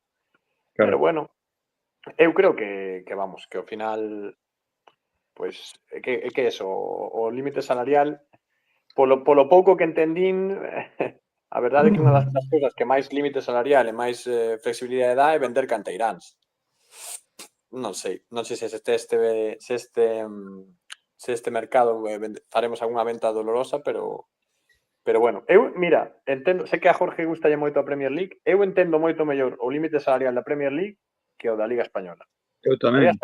Non entendo nada da Liga Española, nada. Porque polo menos tes unha cousa clara, comprensible e que non fastidia a uns clubes mellor a outros. Aí sabes perfectamente cales son as reglas do xogo. Sí. Entendo cal é a nosa definición de límite salarial en la Liga Española. Fai moita gracia porque teñen que sair en cada entrevista. Por exemplo, a Presi estaba falando outro día, estaba explicando todo como se fora super sinxelo, pero claro, mesmo para os periodistas é algo que non sabes por onde collelo, non? Sí. En xeral, na Premier todo é máis xusto, todo o reparto en todos os sentidos é moitísimo máis xusto do que na Liga Española. É máis generoso tamén. Por esa razón é máis competitivo, porque ao final se é máis generoso e todo o mundo ten o mesmo reparto, por exemplo, do televisivo, cousas así, pois hai equipos da metade da tabla que poden ter cada ano 1-2 fichaxes importantes para poder competir, quedar novenos, oitavos, ou mellor conseguir iso, clasificarte para algo. Hai un pouco máis de emoción, ¿no? Pero aquí que cada vez que comenzamos a Liga sabemos que hai, bueno, parece que a cousa é sempre entre primeiro, segundo e terceiro, máis ou menos, xa sabemos quenes son os tres que están aí aspirando a iso, ¿no? E a partir do cuarto é realmente cando empeza a competición, ¿no? Co cal este ano, o que quedou cuarto pode ser o campeón de Liga, ¿no? O final é que é así, ¿no? É unha agua, porque iso estraga bastante o deporte, sobre todo para ver os outros partidos, ¿no? Unha cosa que sempre decimos, que un sempre ten máis interés en ver un Everton-Wolverhampton que en ver un Leganés-Girona, ¿no? Porque ao final, bueno, hai moita diferencia en canto a xogo, en canto a todo, ¿no? Bueno, eu quedame con Leganés-Girona dese exemplo, A verdade é que sí, desos dous, desos catro, o mellor equipo de Girona. Sobre todo este ano, esta tempada foi non foi un exemplo moi É difícil comparar todos os xeitos, Jorge, porque, por exemplo, eu estaba a ler outro día que nun partido de ascenso de quinta a cuarta había 50 e tantas mil persoas no estadio en Inglaterra. Claro, esa é unha cultura de fútbol e de afección que é difícil de atopar noutros lugares, non? É que calquera campo, por moi pequeno que sea, por moi unido que sexa, tes sempre nestes partidos. Pero bueno, aquí tamén hai certos sitios, tamén sempre falamos, ¿no? Da cantidade de espectadores, ¿no? que meteu o Deportivo, ¿no? Cando xogaba en outras categorías, mesmo o Real Oviedo, cando estuvo en terceira división, que tiña un campo novo con 30.000 espectadores, conseguía meter casi 30.000 persoas dun partido de terceira división. Entón, claro, hai diferentes sitios onde eso tamén tira moito, ¿no? E aquí penso que sería un lugar, antes falábamos, ¿no? Cando o gol este rematado e teñamos un estadio xa ao 100% novo, penso que esa conexión da xente co estadio vai ser tamén importante, ¿no? Se conseguimos ter estes 2-3 anos nunha boa dirección. Pero Jorge, ten pinta que cando acaben as obras en Gol van comezar de novo en tribuna, porque... Sí, polo que É un ciclo. No, aquí que teñen que caber 30.000, hai que buscar 10.000 máis, a ver se collemos en tribuna e colocamos. Claro, a min cada vez que falan diso, é que isto é a hora de nunca rematar, non? É unha cosa tremenda. Penso que non é estado en condicións para facer iso, pero bueno, é que tampouco vemos máis non sei, formas de engadir xente, tribunas, gradas, anexos aledaños o que xa temos construído, non? É complexo. Fala aí en absoluto de por coto por parte da Liga os equipos ingleses, pero bueno, eso é realmente unha imposibilidade. O que eu sempre digo cando sae este tema é cando hai unha liga que nese sentido fai as cousas ben, pois evidentemente despois vai ter unha vantaxe que non van ter outras ligas que non fan as cousas tan ben. Non sei se estades de acordo con iso, non? Claro, pero iso é o mesmo outro día tamén cando foi o partido a final da Conference entre o Chelsea e o Betis, había moito periodista que se queixaba de que injustiza era iso que un equipo como o Chelsea xogase a Conference. Bueno, pois se un ano queda onde ten que quedar para xogar esa competición, vale, claro. Pero que podemos... As normas teñen que ser iguais para todos e non eliminar uns equipos dunhas competicións ou outras. Pois isto igual, se unha liga fai os deberes e ten un sistema que funciona, pois o que nós temos que facer é chegar a ese sistema, non pedir tratos diversos nese mercado, non? Fernando. Dime. ¿Cómo vai a renovación de Beltrán? Le queda un año más, de momento. Y por cierto, hablan ahí de que cobra un pastizal. Bien merecido lo tiene. No sé quién lo dijo antes en la... Sí, alguien dijo, no lembra que se fue a Israel. Lo dijeron de forma despectiva y Fernando, de eso nada. Cada euro que cobra está bien ganado. Ahí está. Bueno, xa sabedes que en xeral aquí no Barça Celeste somos bastante beltranistas, o que non quere dicir que non recoñezamos cando fai un mal partido. Pero, bueno, eu tamén ás veces, non moito, pero ás veces dou unha clase e non é moi boa tampouco. E iso non quere dicir que me vayan a pagar menos. Porque, claro, que se me pagan menos xa caño pouquísimo. Entón, pois non imos falar diso, non? Xa é que nin me meto no coche para ir a aula, non? Pero, bueno, falando do mercado sen falar do mercado, realmente, porque, claro, non podemos falar do mercado cando non hai moita nova todavía, hai moito rumor por aquí, por alá, e, bueno, isto é algo que nos vindeiros 60 e tantos, 90 e tantos días, pois, imos ter moito rumor de aquí e de alá, etcétera, etcétera. Pero, na vosa opinión, para que rematado o mercado, vos esteades contentos con como foi o mercado para o Celta, que cousas teñen que ocurrir, ademais, por suposto, do porteiro que xa falamos, etcétera, etcétera, pero que cousas pensades que, non que sexan prioridades, pero que cando chega o remate do mercado, vos dicides, pois, penso que nesta ocasión a directiva fixo ben as cousas. Buah, é que hai niveles de conformismo, non? Eu, se, por exemplo, conseguimos vender a Unai en propiedade, genial. Boa sorte. A favor, completamente. Sí, estou con Martín. Moi ben, caen moi ben os dous, pero creo que non teñen o encaixe que pensábamos en Galicia. Ademais, parece que o fixo ben no Athletic con ese rol de cuarto central e tal. Os que queden con él, Ten xogar, bueno, ben. Ten acritude ninguna.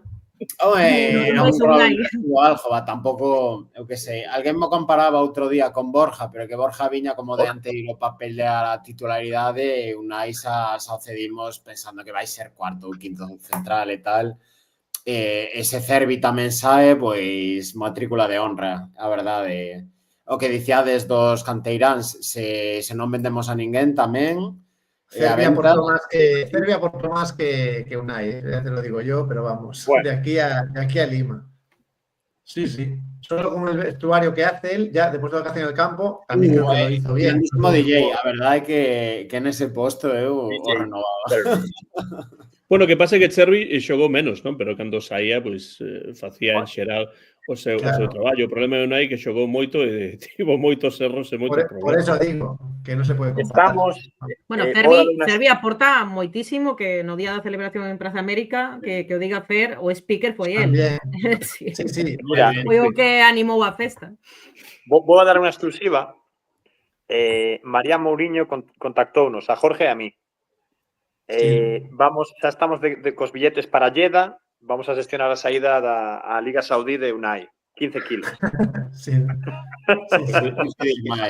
Iso sería bo para Unai tamén, porque estaba a falar con meu pai, non? Con Antonio, que pues, hai unhas horas antes de comezar a emisión de que realmente o problema de xogadores como Veiga é que, evidentemente, xogando na Liga Árabe, un paso adiante económicamente ou moitos pasos adiante económicamente, iso sí que é, pero deportivamente, evidentemente, non. Entón, Di Gabri que mellorou moito en Arabia. No, pero a trincada de pasta que fixo Gabri Veiga é que, vamos... Claro, desde o punto de vista económico, sí, pero lóxicamente, cando un xogador como Gabri... A sensación que temos todos agora é que é como se a carreira de Gabri Veiga comezase de novo. Sí. Que, claro, é que en cartos non o discuto, porque evidentemente é unha cousa que non se pode renunciar, claro, pero deportivamente o Porto pues empece de novo, ¿no? A ver como responde como xogador, porque sí, vale, fuiches a lá, encaches pasta, gañaches a todopoderosa Liga Árabe, con que é super competitiva, como todos saben. Ganou a Champions. Claro, que mesmo deixando de lado cuestións morales, etcétera, evidentemente, desde un punto de vista deportivo, pois xogar nun deses equipos para un xogador como Veiga, pois é como un stage para facer cartos e pouco máis. A proba é que agora volta a Europa, lóxicamente. Mira, pero a cousa é, mira, Gabri Veiga ten 22 anos, que ten 21, 22. Cobrou máis diñeiro que máis cartos que Iago Aspas na súa carreira, xa, e agora vai empezar a súa carreira outra vez no Porto, xogando Champions. Bueno, pois veamos. No, pero xoga Europa League, non? O Porto. Xoga Europa? Sí, xoga Europa. Creo que sí. Sí? Bueno, pois xa palmará en Balaídos, entón. Claro. Bueno, pero aí está. Quero decir, é moi complicado porque é unha oferta que... Eu son un romántico tamén do fútbol. Eu penso, ostras, se xogara no Celta e que non marchaba ningún equipo. Pero xa non só por ti, pola familia, por tal, por todo. Sí, pero bueno, eu non critico a Veiga por iso, simplemente digo que desde un punto de vista deportivo, pois, claro, a mí preocúpame ese tipo de cousas, que haxa un equipo que leve algún canteirán como a ese, xa non xoga no Celta, xoga nunha liga que non ten ninguna importancia e despois, bueno, pois evidentemente gaña moitos cartos, pero deportivamente non vai a ningún lugar. Bueno, pero agora no Porto... Bueno, agora sí, agora sí que ten a oportunidade. Pero bueno, volto coa pregunta, que é o que ten que pasar este verán, Jorge, Fernando, Susi, para que esteades contentos do que vai facer, agardamos, a directiva? Hombre, eu penso, ¿no? Falamos antes do que nos pensamos que debería facer. Como estaremos satisfeitos? Pois eu penso que si unha vez que vexamos que pasa no mercado, como plantexou o Celta o mercado, podemos decir, vale, pois o fixemos cunha certa tranquilidade e non dar unha frase en plan nesta posición eu teria fichado outra cousa, nesta cousa o mellor non é o 100% o que precisamos, que non teñamos esa sensación de incertidume, ¿no? De que remata o mercado e aínda estemos xa pensando a ver se no mercado de inverno podemos reforzarnos. Que esa cousa non suceda, ¿no? Intentar atinar o posible agora. E non que eso pasó con Benítez e eso foi terrible. Sí. Eso foi terrible. E además encima pasou con Benítez conscientemente. O sea, se comenzou a liga. Sempre se decía, no, xa veremos, xa en decembro, cando tal. E ao final foi un... Claro, chegas a decembro cunha pila de partidos perdidos, cun xogo horrible, realmente eso non va a pasar este ano, pero que a sensación tampouco suceda, non? De intentar facer os deberes o máis posible agora e non fiar nada a ver se en decembro podemos pescar alguna cousa. Que, A clave é esa. chega, benvida sexa, non? Tamén este ano chegaron cousas en decembro, en xaneiro, que foron moi importantes, non? Pero non é o mesmo. Quer dizer, agora tes tempo para facer unha planificación de cara a cousas e penso que a sensación de dar eses pasos que falábamos antes sería moito máis importante se despois deste mercado de verán a sensación é, vale, fixemos os deberes e non deixamos nada pendente para o mercado. Sí, la clave es hacer una plantilla fuerte para 3 competiciones, de lo que dije antes, no solo para una, y que no haya que hacer lo que hizo Berizzo aquel año, sacar a 11 suplentes en el Amsterdam Arena, que aquello chocaba mucho a la vista. Pero hai moita xente que pensa que o Celta non debe ir a por esas 3 competicións, que debe deixar de lado algunha desas competicións, tirar algunha desas competicións, como se... Eu aí non estou de acordo. Eu tampouco estou de acordo, pero é o que di moita xente, non sei o que pensades. Por qué? O sea, na Copa vas en teoría, vas sobrado con suplentes ata xaneiro, en principio. En principio, sí, claro. Logo, Europa League, veremos. Con un entrenador como Giraldez, que non sabemos quiénes son titulares e quiénes son suplentes. Y que la Copa va a ser más corta, ¿no? Por estar en Europa, ¿o me equivoco? Bueno, supoño que sí. Bueno, pode ser. Non estou seguro, pero supoño que non sí. estou seguro tampouco. Gañadores, creo que eso pasaron Athletic o Madrid e Barça, non? A terceira ronda. O resto que xogan a Europa tamén. Tamén tiña que xogar, penso que sí. Sí. A mí sóame que son gañadores de competicións ou subcampeón. Vale. Os que van a Supercopa, quizás, de Arabia. Pode ser. Claro. Sí. Pero... É que a Copa ao final é unha oportunidade para darlle minutos a xente que queres probar, que o mellor non disfruta dos mesmos minutos durante a Liga, e de xogadores do Celta Fortuna, os que tamén queres probar por se poden ter minutos no primeiro equipo, pois eu penso na Copa un pouco, e se chegamos ás últimas rondas de Copa, fantástico. Claro. Por todo, pero bueno, tirala tampouco. A ver, tampouco... No se puede tirar nada. No. Gusta moito estar aí como para tirar nada. Temos unha boa plantilla, o sea, quero decir, unha boa, obviamente, non en Liga, pois o que decía Antonio antes, como Sevilla, tal, pues, é complicado. Bueno, Sevilla está en unha posición lamentable, está peor, vamos, económicamente tamén. Pero quero decir que en Liga, pues, temos que será, pues, 2 planteles, nome por nome, non temos, pero como equipo somos un top 10. Aspiramos a eso. Europa League, pues home, se nos toca contra os amigos do Bodo Glimt en cuartos de final, pues ben, se nos toca o Aston Villa, pues pa casa, xa está, non... Bueno, pelearás. Bueno, xa se mirará. Tampouco sabe. Jorge, tú confías contra Aston Villa? Aston Villa, Emery é capaz do mellor e do peor tamén, entón... É que a mí Emery gusta moito, Pero bueno, sí, hay que competir. Por eso digo. Hay que competir, eso de logo. Sí, Estaba pensando que cantos cartos espero eu en ventas, tal, porque tenemos aí a Tadeo Allende, Tadeo Allende está xogando moi ben aí con Messi. Pero o tema é que están cedidos ata xaneiro ou decembro, non? O sea, MLS, entón... Sí, claro, igual pica un pouco, non? Non coincide Antón, o calendario, exactamente, claro. Convence o Inter de Miami de que merque aí 5 milloncitos por Tadeo Allende. Que te pilla máis preto a ti.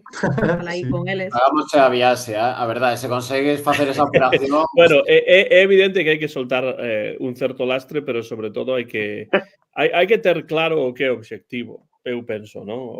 Porque falábamos na primeira parte do programa do que é un proxecto, non? E se realmente hai un proxecto, este é o intre para ver se realmente iso é así, ou se simplemente, pois, hai... falta de transparencia ou se realmente non está claro o que se quere facer, se non se quere gastar os cartos do xeito máis adecuado, e agora penso que é o momento para saber se iso é así. Eu vou guardar a miña opinión da nova directiva ata o comezo desta nova tempada. É dicir, pois agora podo dicir semella que se están a facer as cousas ben dende un punto de vista deportivo ou non se están a facer tan ben como a min me gustaría, porque xa sabemos que hai moitas cousas que non sabemos, que non coñecemos, información que non é de dominio público, desgraciadamente.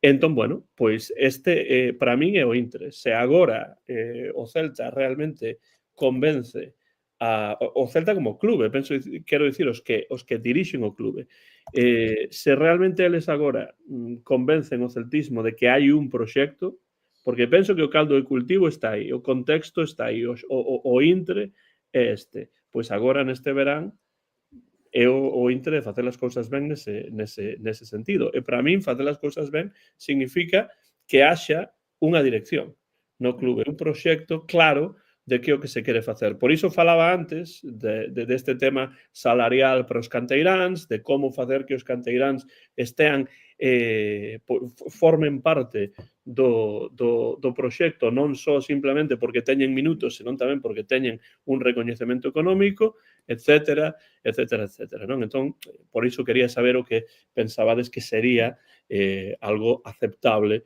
para este importante verán que se ven en riba pro Celta, e penso que respostastes moi ben. Non sei se Fernando ten unha pregunta por aí que quere lanzar. No, la verdad es que estamos tocando prácticamente todos los temas. Hay que esperar. Mañana la rueda de prensa de Marco nos puede abrir más debate. De momento ahora yo creo que hay poca información. Veremos mañana. A ver si hay que hacer un bar. Un bar express. Un bar express. Tedes algún nome de algún xogador que eu estaba pensando que xogadores ficharía para o Celta, pero sáenme carísimos todos, o sea, é que non controlo. É que claro, é complicado. A opción esta que alguén manexaba por aí, que eu xa esta semana a vi nun par de comentarios destes, é a opción de Kepa Arrizabalaga para portería. A mí tamén gustame. Que realmente a mí debe de costar eso, Pues claro.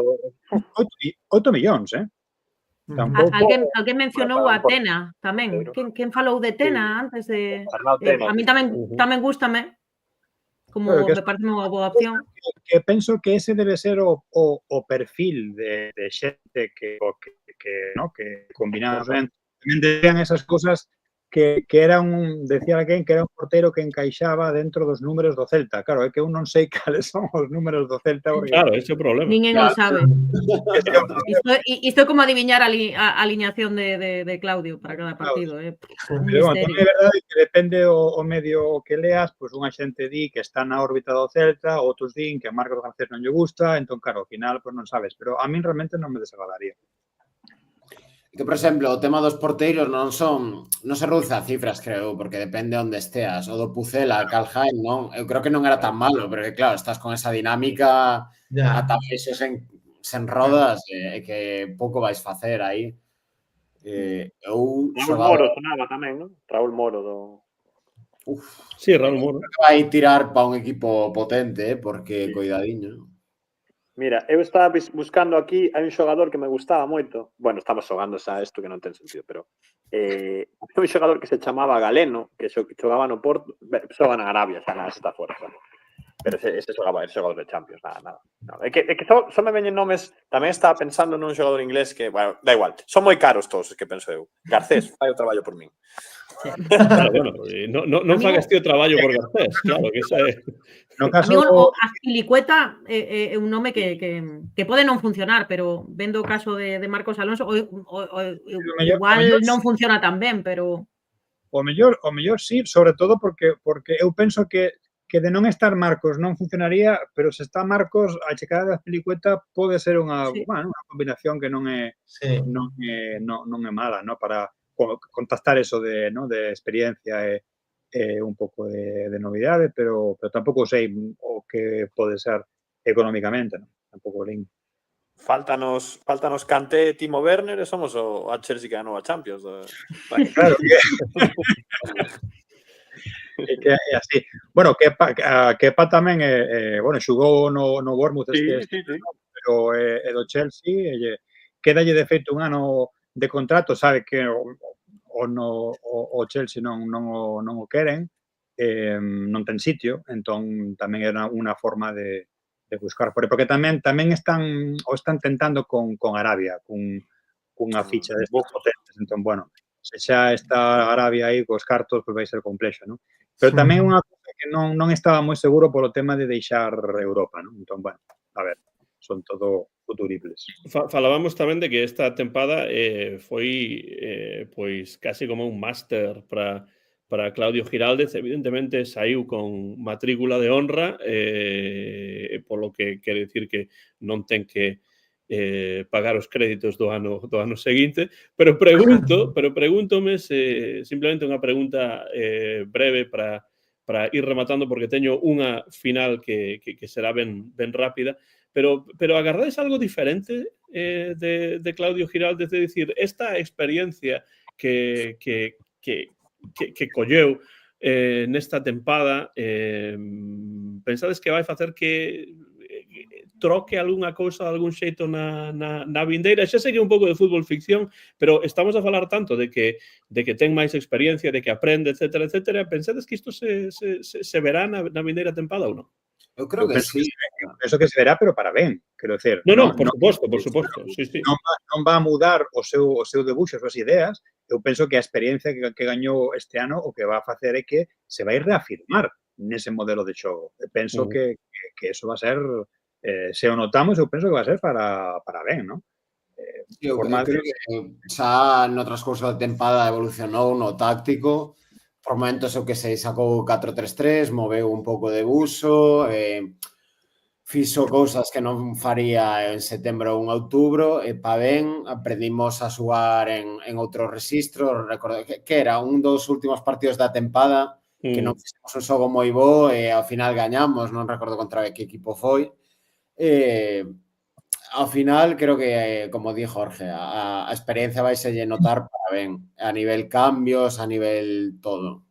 Porque é un entrenador que, outra cosa non, pero mama fútbol como a un condenado. Así que... Yo creo que la filosofía de fútbol no la va a cambiar, podrá hacer retoques, pero la idea de salir a ganar desde el principio y con un equipo abierto y asumiendo riesgos, que ya lo dicen siempre, nuestro estilo implica riesgos y hay que pagarlos a veces, pero a mí me da igual ganar 4-3, o sea, me da igual. Si gano el partido. Eu lembro o ano anterior, lembro que todos decíamos que mal está xogando o Celta e que ben está xogando o Celta Fortuna. É que cando vamos a ver o Celta Fortuna desplega un fútbol que xa quixera o Celta. O que tínhamos que facer era o Celta Fortuna como o Celta primeiro. E ao final é o que acabou sucedendo por fortuna, sí. A diferencia era Claudio, é que non hai outra.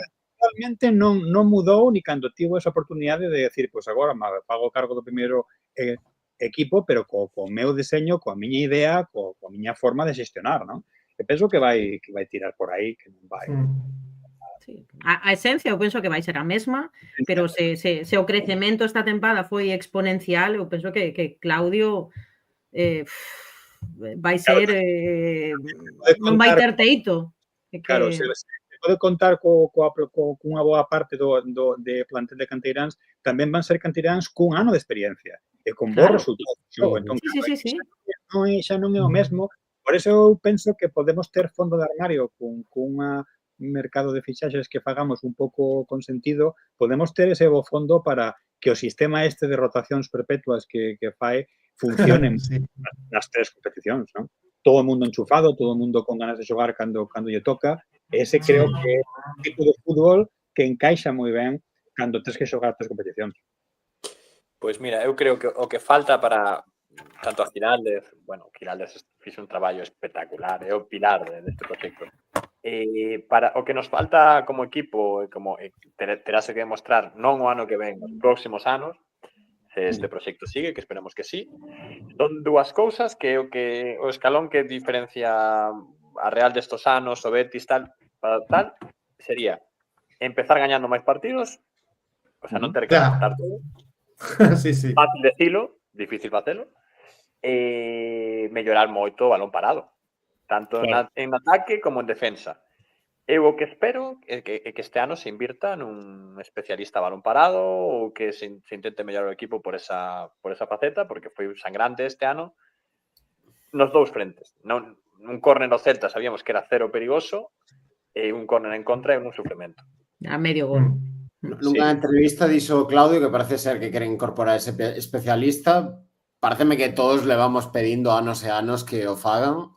Por fin escoitaron, porque sí, non é cousa de Claudio nin de Benítez, saben de moi atrás.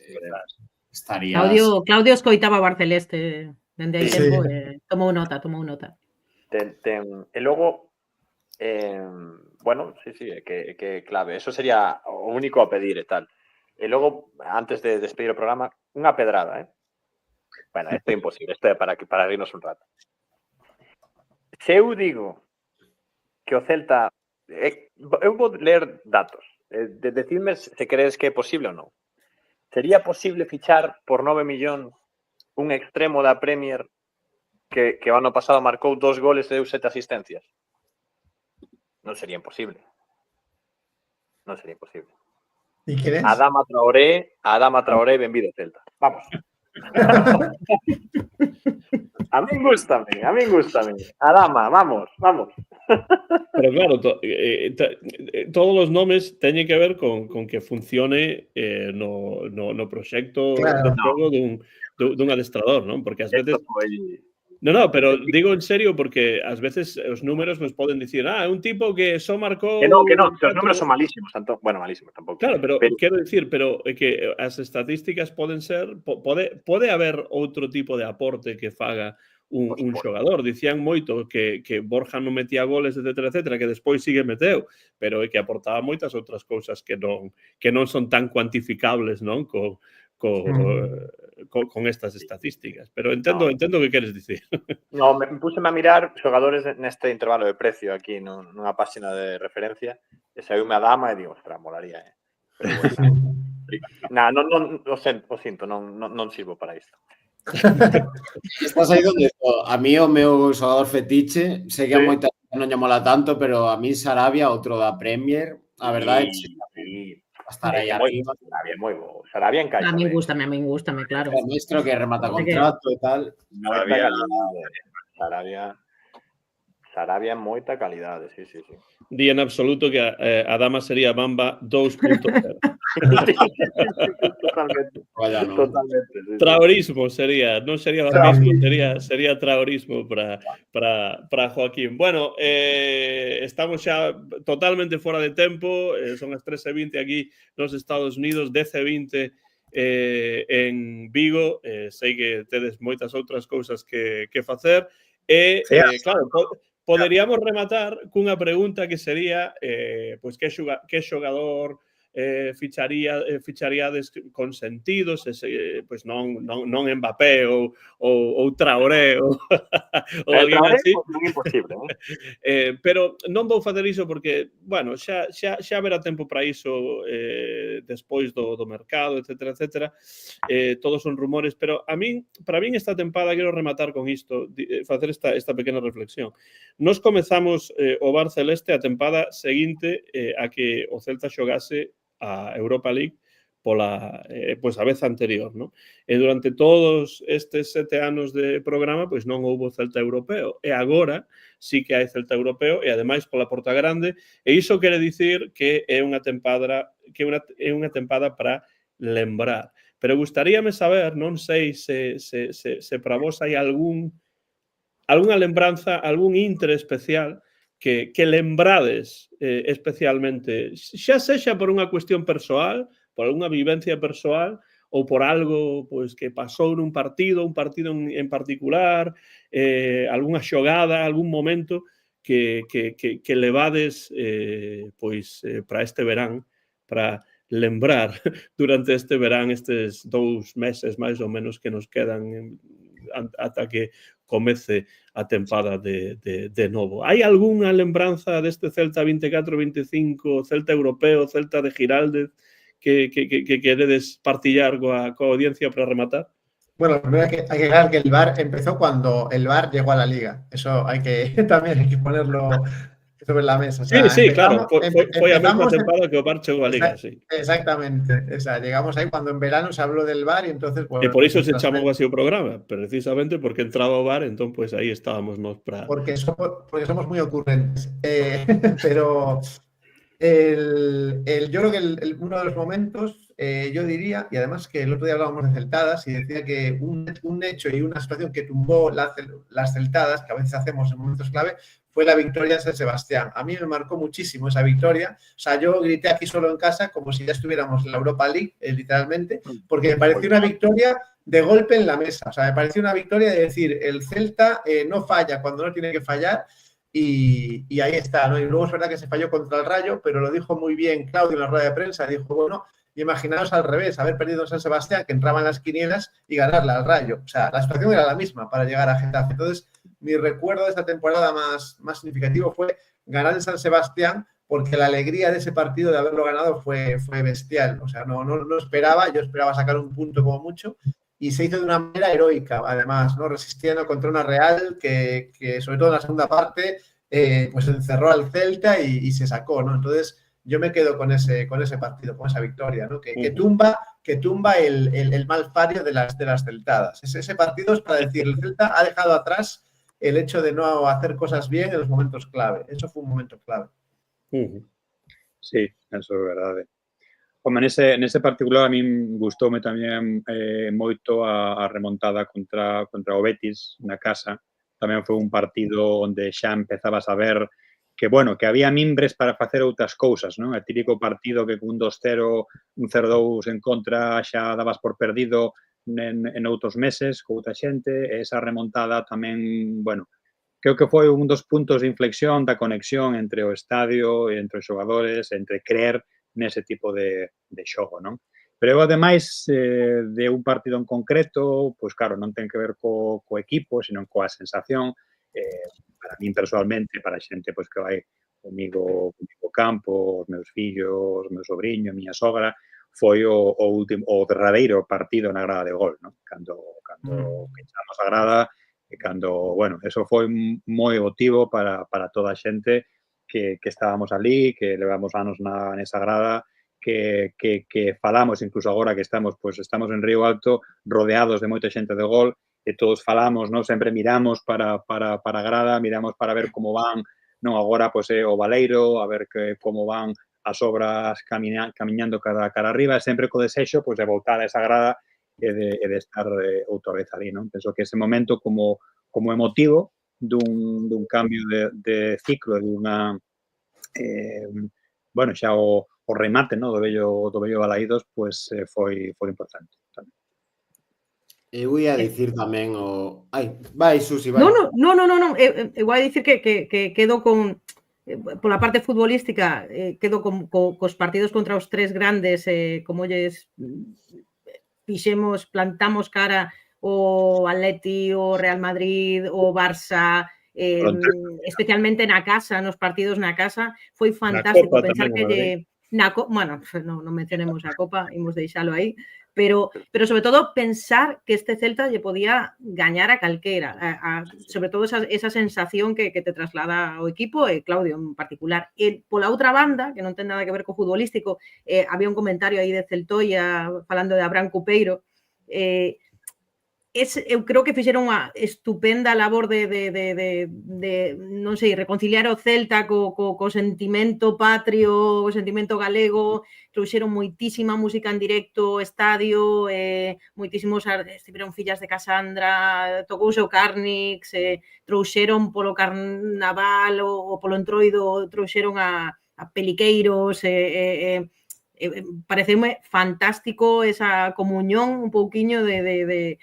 afección, de Galicia, que ao final todo tiña cabida nese estadio, non sei, foi unha tempada preciosa, tanto no plano futbolístico como no plano humano, non sei, de compartilo con todo o resto dos xeareiros. Gran tipo, Abraham Cupeiro, ademais. Eu recomendo vos unha conversa no podcast de David Perdomo que se chama El Nicho, con Abraham Cupeiro, magnífica conversa, e despois tamén unha grabación que está en YouTube. Isto tamén está en YouTube, pero unha grabación en directo de Abraham Cupeiro na Radio Nacional de España a tocar She Moves to the Fair, ese tema irlandés realmente magnífico. Pero co programa de David Perdomo, con esa conversa, foi onde eu coñecín a Abraham Cupeiro, que non o coñecía, pareceme un tipo magnífico.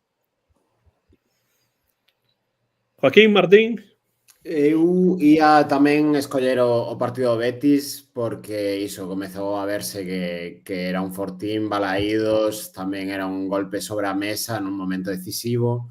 Como dices, nesta tempada sí que non houbo tanta celtada, gañouse contra Sevilla cando había que gañar, contra Mallorca, Real Sociedade, Xetafe, e contra o Betis, e ademais recordo levei a miña irmá, que é nova celtista tamén, está enganchándose agora nesta tempada, o que é síntoma, ela non foi nunca moi futbolera, pero é síntoma de que se están facendo ben as cousas, a xente está respondendo o que se fai desde arriba. E tamén, bueno, claro, o último partido contra o Xetafe, increíble, todo o que era a aperta de Iago con Gudel, todas as imaxes que nos deixou, a épica, o billete europeo despois de tantos anos, todos os momentos de comunión, afección, xogadores, a verdade é que unha tempada para enmarcar. Joaquín? Sí, vamos, eu estaba pensando en imaxes. A verdade é que non sei por qué vírome cousas de principio da Liga, o partido contra o Villarreal, que foi unha locura. Partidazo. Mesmo coa derrotas, Sí. E lembrame tamén dun golazo de Sweatbird de exterior contra Valencia, que, bueno, espectacular. Sí, viñeronme esas imaxes. A imaxe da tempada é o gol de Iago, metendo en Europa o Celta. Esa imaxe da tempada para mí, con Claudio e tal. E logo, bueno, pues unha temporada de moita ledicia. Estaba revisando, a consistencia do equipo foi tremenda. Creo que perdimos só en Liga 3 partidos por diferencia de 2 goles ou máis. 2 deles foron contra o Español. O sea que, imaginade. Sí, vamos, eu creo que a imaxe da tempada, sen ninguna dúbida, o centro do amigo de Fer e o remate de Iago Aspas. E despois o berro, bueno, a canción de Jacobo Buceta, no mires a los ojos de la gente, de Golpes Bajos, grupo de Vigo dos anos 80, pero bueno, sí, para min hai dúas imaxes que lembrarei desta tempada. Primeiro, ver na televisión, desgraciadamente non no estadio, a Oliveira dos 100 anos coas bufandas de todo o estadio a cantar, pero iso pasou en Vigo e pasou en Xetafe, e pasa sempre que o Celta vai a algún lugar cos siareiros, e penso que esa é unha cousa impresionante o que se fixo con ese himno, non? Entón, escoitar iso é unha imaxe que eu non vou esquecer desta tempada, e outra é, sen dúbida, ese abrazo entre Aspas e Gudel cando se certifica a chegada a Europa, porque ese abrazo significa moitas cousas. Significa que Iago Aspas volta a Europa, dixo hai 8 anos e agora ocorre na súa probablemente derradeira tempada no Celta, e despois é que é un abrazo entre dous iconas do celtismo, dous dos xogadores que eu vin na miña vida, pois que máis achegados están ao celtismo, e velos aí abrazándose para celebrar iso, pois é realmente un deses intres que un non pode esquecer. Hai xogadores como Iago Aspas, como Gudel, e tanto ten que Gudel non tivese nacido en Galiza, é un galego máis, xente como a Javier Maté, por exemplo, son xente que eu pois teño sempre moi dentro cando penso no Celta e no celtismo. Entón, ver a dous teses abrazarse así, con esa ledicia, pois dende 5.000 millas de distancia, foi algo impresionante. Bueno, non vou esquecer eses intres, e agora volta o Celta a Europa, e a tempada que ven estaremos de volta, por suposto, no Bar Celeste semanalmente. Xa veremos como se fai, pero farase do mellor xeito posible. Quero dar as grazas primeiro a todos os que participaron nesta tempada. Moita máis xente participou nas emisións que nunca, no chat, nos comentarios. Grazas por axudar coas porras, coas valoracións dos MVPs, etcétera, que fai que o programa sexa máis unha comunidade do que un certo número de persoas a falar aí semana tras semana sobre o partido. Hai xente que chegou a coñecer en persoa, por exemplo, Antonio García Tejero, que o paraba no estadio para darlle unha aperta, etcétera. Entón, iso é o que é a dimensión máis real do programa que a mí me gusta moito. E despois, pois, aos que estades aí, un por un. Martín, moitas grazas por aparecer neste especial final tempada 7 do Bar Celeste. Tedes un par de meses de descanso e xa voltaremos a semana a dicir a semana a tempada que ven. Grazas, Martín. Non é como no traballo, que aquí dá gusto voltar a horario. Nada, un gustazo unirme a este programa. A verdade é que increíble o ambiente que se respira aquí. Esperemos que podamos comentar de primeira man as vitorias próximas, que seguro que son moitas. E nada, unha aperta a todas e a todos. Grazas, Martín, e grazas, Susi, tamén por estar aí semana tras semana. A Universidade de Cambridge date un pouco de tempo para estar por aquí. E, bueno, pois tamén hai que felicitar as celtas por ese ascenso. Sí, que ao final máis redonda aínda a tempada, se falamos do clube no seu conxunto. Moitas grazas a todos vos. É un placer estar cada semana aquí compartindo un ratiño falando do Celta. Sempre que poida, contade comigo para voltar a tempada que ven ou cando faga falta. E, mencionabas a Antonio antes, que non coincidín con el, e mándolle unha aperta dende aquí, porque alegroume moitísimo ler o domingo, comprar o Faro, e ler ese pedazo de artigo sobre... Estiven a pique, estaba aí a bagua asomando no ollo, lendo a columna sobre Borja. Nada, unha aperta, Antonio.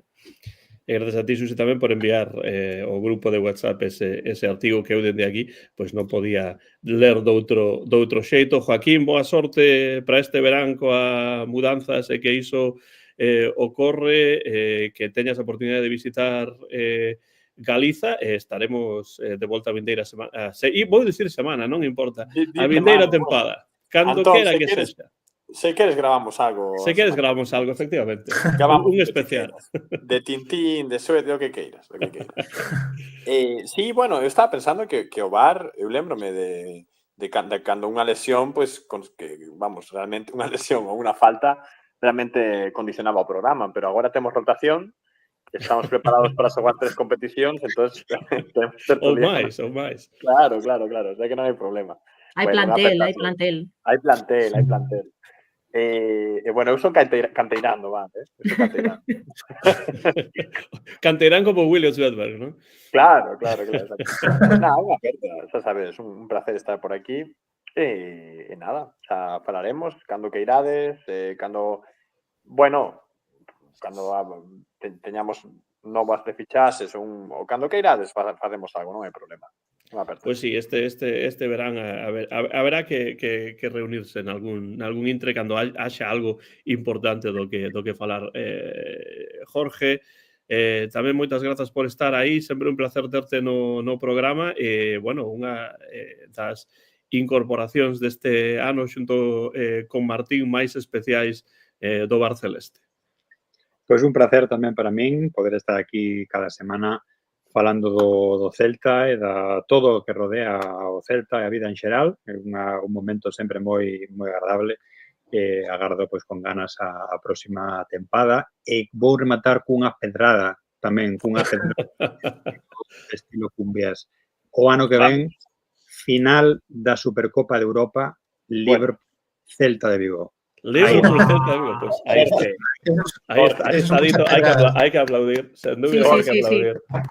É imposible, Jorge. O Liverpool non chega. Se iso pasa, eu estou ali, Con Claudio, creo. Vexo a Joaquín máis do Everton que do Liverpool, non sei por qué, pero bueno. Eu son moi de Luis Enrique. Escrite antes algo, falar mal de Dembélé, hai que respetar a Dembélé. No, é mellor de Salah, pero Dembélé... Estou de broma. Veremos. Son deses casos de prácticamente xogador descartado por outros equipos. e que realmente atopou o seu lugar, o seu sitio nese equipazo, ¿no? Que a min gustoume especialmente este ano o tema do PSG aínda que, bueno, nos eliminou a nós por penaltis, eso o sentí moito, pero gustoume esa idea, ¿no? De decir, pois xusto o ano que non están nin Neymar, nin Messi, nin Mbappé, nin os cartos, pois mira, tes cartos, pero de outra maneira, tes un equipo de outra forma que desplegou un fútbol realmente soberbio. É que se traballo de cromos e agora está adquirindo unha identidade de verdade, non é o que parece. A ver se apuntala estes anos, pero... Gostoulle, pero realmente é o que fan os equipos que chegan aí, ten que ser así, cunha identidade. As identidades, por moito que se queira, ou por moito xeque que teña aí cartos, non se construen a base de talonario, non se construen as cousas. O que digan agora equipo de autor, non? Que é un pouco o que está pasando co Celta de Giraldez. Claro. Sí, un 10 para Luis Enrique. Sí. Un 10 para Luis Enrique e o PSG é un 0 para os afeccionados.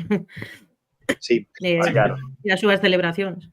Na verdade. Sí, unha cousa, isto non ten nada que ver, pero é que me fixo moita gracia, acabo de ler a nova polas redes sociais, outro ex do Celta.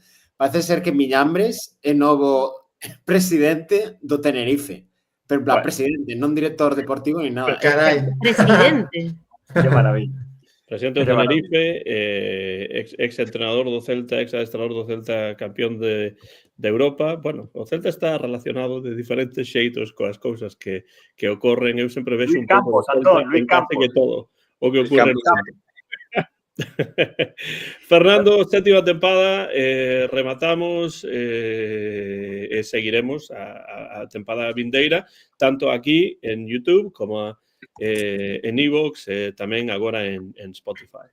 Pues nada, un placer estar como siempre con tanta gente, cada vez somos más y efectivamente nos pueden seguir en multitud de espacios virtuales y nada, como siempre, un placer sobre todo esta temporada. Yo creo que de las 7 es la mejor del VAR por los resultados. Empezamos justo después de Berizzo y de esa llegada a semifinales, así que bueno, pues ha merecido la pena 7 años para llegar aquí, ha costado, pero aquí estamos vivos y en Europa. Entonces, bueno, a ver cómo viene el verano. Seguramente hagamos algún VAR antes de la temporada. Pois sí, eso é moi probable. Sí, a mellor tempada, tanto polos resultados como polo desenvolvemento do programa que vai crecendo grazas a todos vos e a todas vos. E agora, bueno, pois feliz verán a todos e a todas e rematamos con ese berro celeste que pon fin a esta tempada número 7 do VAR celeste. Preparados, preparadas? Veña. Vamos. Imos aló, dende diversos puntos, Vigo, Madrid, Suecia e agora aquí eu nos Estados Unidos, como sempre, o de sempre. ¡Hala! ¡Hala! ¡Celta! ¡Celta!